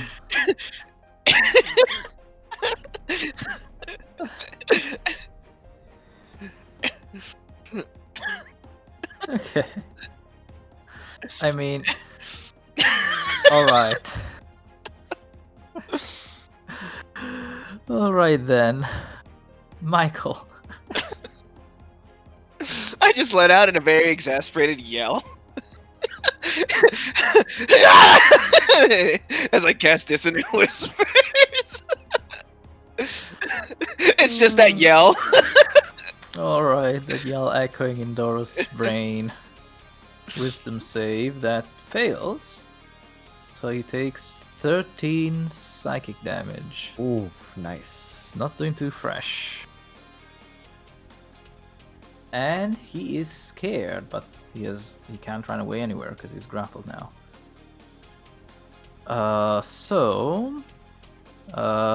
You still have your movement and your bonus action. I used the last Bardic Inspiration die to hit him with another unsettling words, and all he hears is, "Your dad doesn't love you," in the most childish voice possible. All right.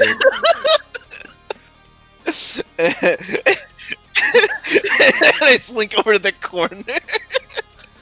I lean up against the wall. Fucking asshole. And I end my turn. Yep. Roll a d6 while he has his turn. And let's see. Ooh, that's not a good 5. He's gonna have less on his saving throw. He heals again. And he is going to try again and tear Henry to pieces, missing both times. He really wants to get away, but he's unable to. Slopyrious.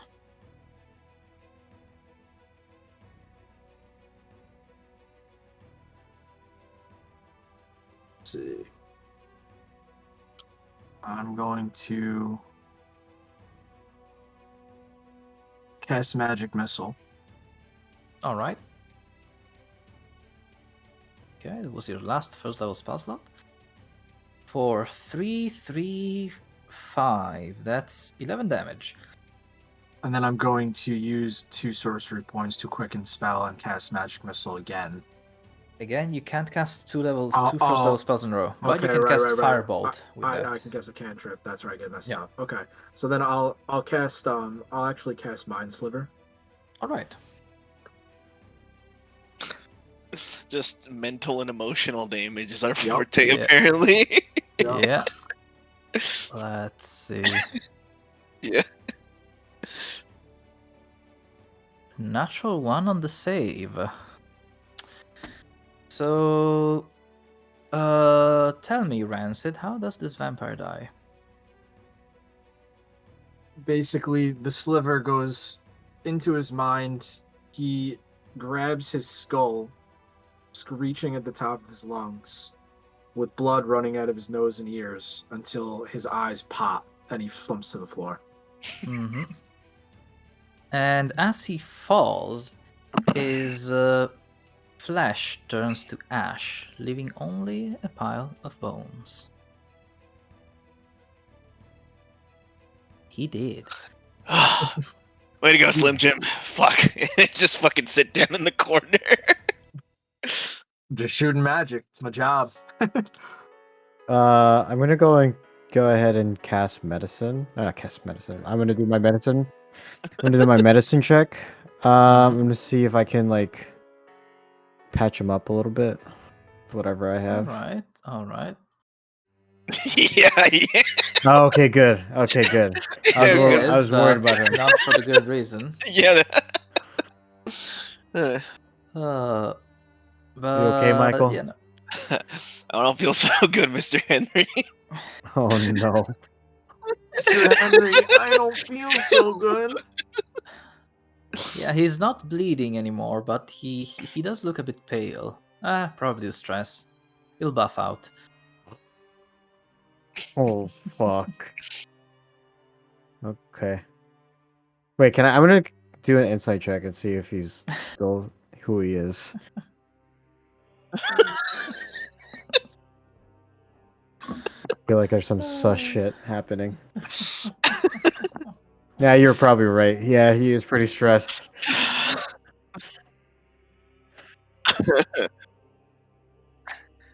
I'm gonna go and pick up my spear. I'm Michael Von Hit a bitch.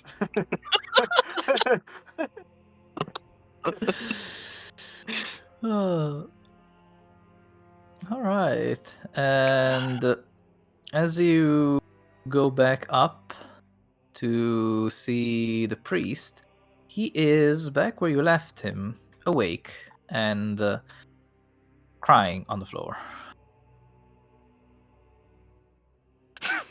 Just walk up to him. What kind of father are you? Your son bites people.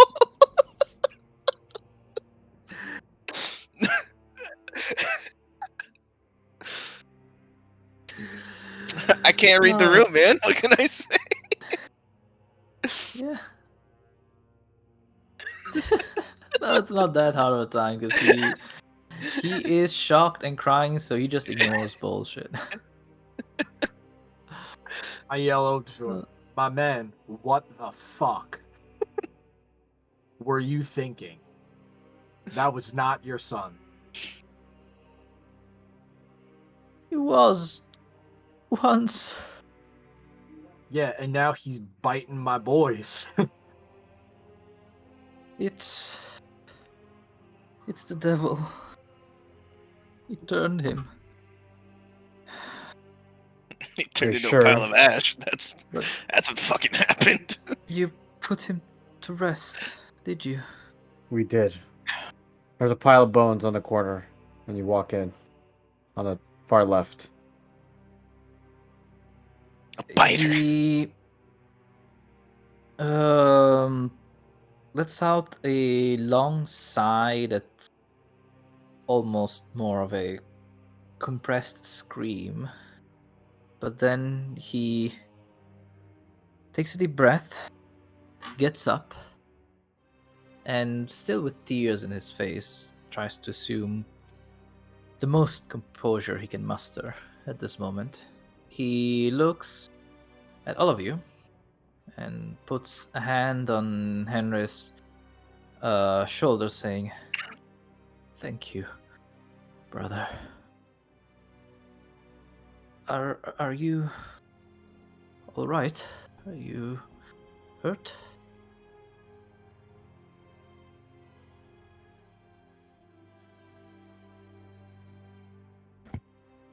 Very well then. I just lean into his ear. He bit me. Oh, right. Then Let me- I just show him the bite mark to prove a point, but you can He- see. Looks at it. He did not kill you, did he? Well, no. No, he got bit. Then get some rest, son. Should be just as new by morning. I'm gonna go visit the astronomer, and I will start walking out. All right. If there, this Michael walks out, then I would just say, if there's anything I can do in return, what meager abilities I have are at your disposal. You know anyone named Irina, by chance? I do. She's Colin's daughter. Well, adopted daughter. Do you know what happened to her, by chance?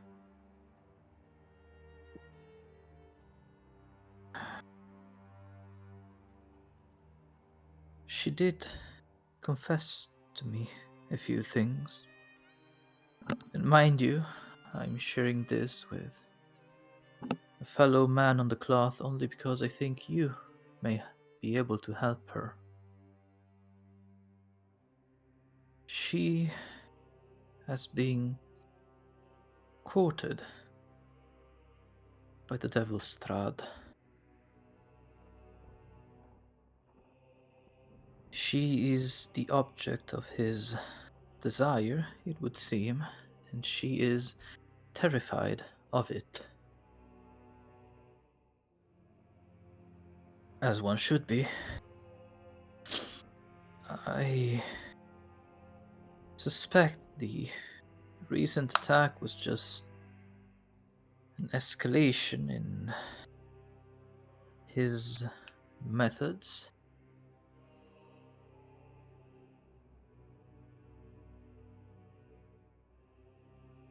Do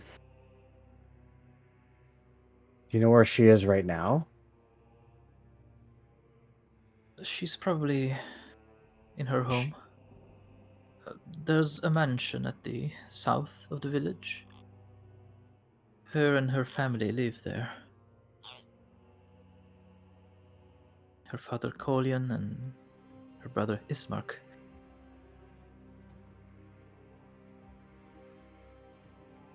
And then what happens when Strahd takes her hand? Then she will be lost to darkness, and we all will despair. I don't know. I don't rightfully know why he hasn't taken her already. But I believe his cruel heart doesn't enjoy victories brought without as much suffering as possible. I take it you've fought these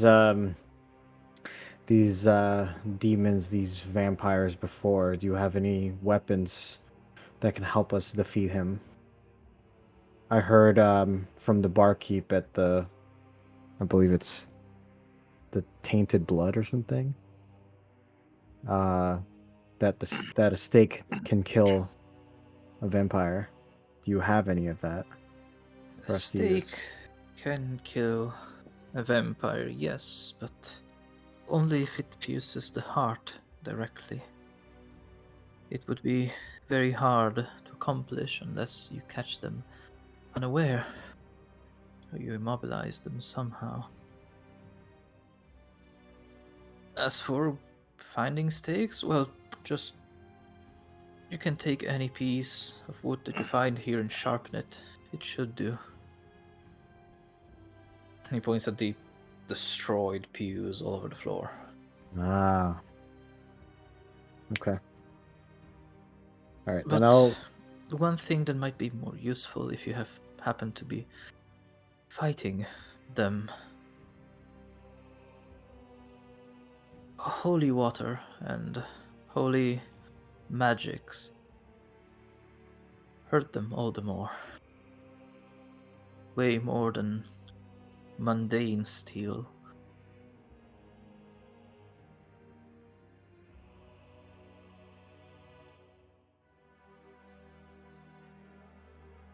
As he finishes that sentence, Michael comes staggering back into the room. He goes, I could go forget steak right about now. Also, I don't feel very good, and then I just plop over and faint. Say, hey, dwarf, you might want to get to that. I look back over to the priest and I say, these symbols that we see in these side rooms, these sunburst symbols, what do they represent? Oh, they are the symbol of the Morning Lord. He is. Well, actually, let me see. Oh, he's this one right here. He is the one we worship here in Barovia. Well, at least that decent folk worship. The creature of darkness worship. Mother Night, he says, whispering, almost as to not disrespect this place with such a vile name. Before the curse befell the land, the Morning Lord watched over our people from sunrise until sundown. Now, the sun hasn't shone unobscured for centuries, and the Morning Lord has not answered our prayers since then. But my faith stays strong, and so that of most people, for now at least. This morning, Lord, you say it's been centuries since the last time he's been contacted and you've heard back. Is there anything specifically stopping him from answering your prayers? I That you know believe of? it's this curse. I know not what vile sin our ancestors might have committed for him to turn his back on us. Or if it's the devil that is obscuring even the divine with his mist. I know not.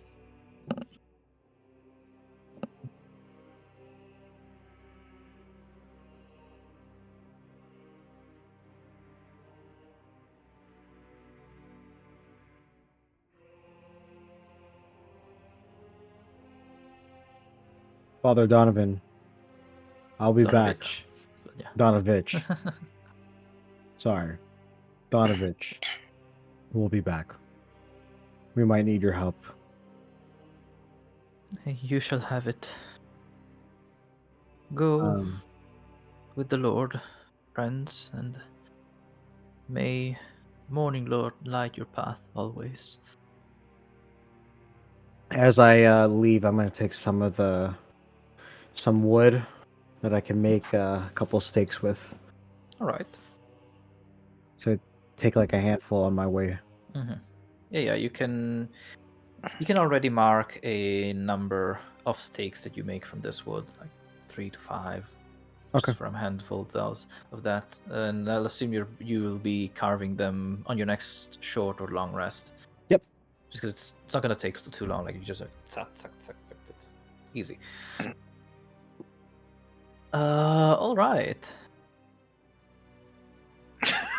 I was busy grappling. That's what I was doing. All right. So, about the time. Is it too late for you, guy, or can we still go for a bit? I think here's a good place to stop, yeah? Could be a good place to stop. Oh shit! It's already 10:41. I didn't realize that. Yeah. Yeah. Yeah, it's good. Time Yeah, flies when you're perfect. killing vampires. Yeah. It does. Oh, holy shit. All right, then. As you make your way back towards the Blood on the Vine Tavern. Blood on the vine. That's what it was. Yeah, blood on the tainted vine. blood. We can end our session here. I hope you enjoyed it. I did. Been more committed than I expected, but I don't hate it. Don't worry, there's gonna be plenty of hopelessness and desperation in the next session, in the near future and far. This land really sucks. You're going to appreciate just how much this place sucks. You'll be surprised how much a fucking idiot hothead bard will make things so much more enjoyable.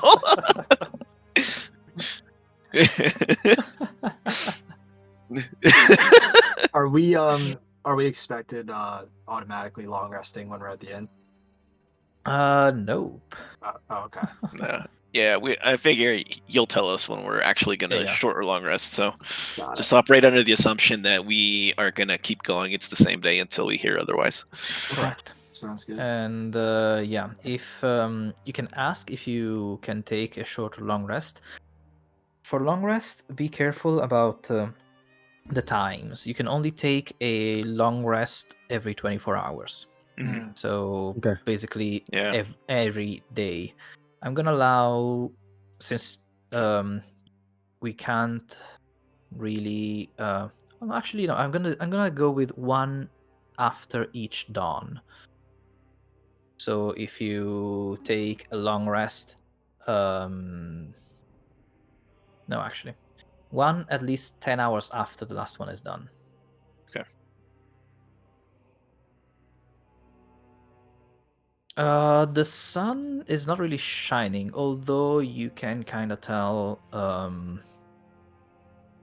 You can kind of tell when it's rising, when it's falling, when it's night. Got it. Okay. So it's more of it's obscure. We can still generally see its position, but we're not getting sunlight. Yeah. Correct. There's always at least a thin layer of cloud covering the sky that doesn't let sunlight down.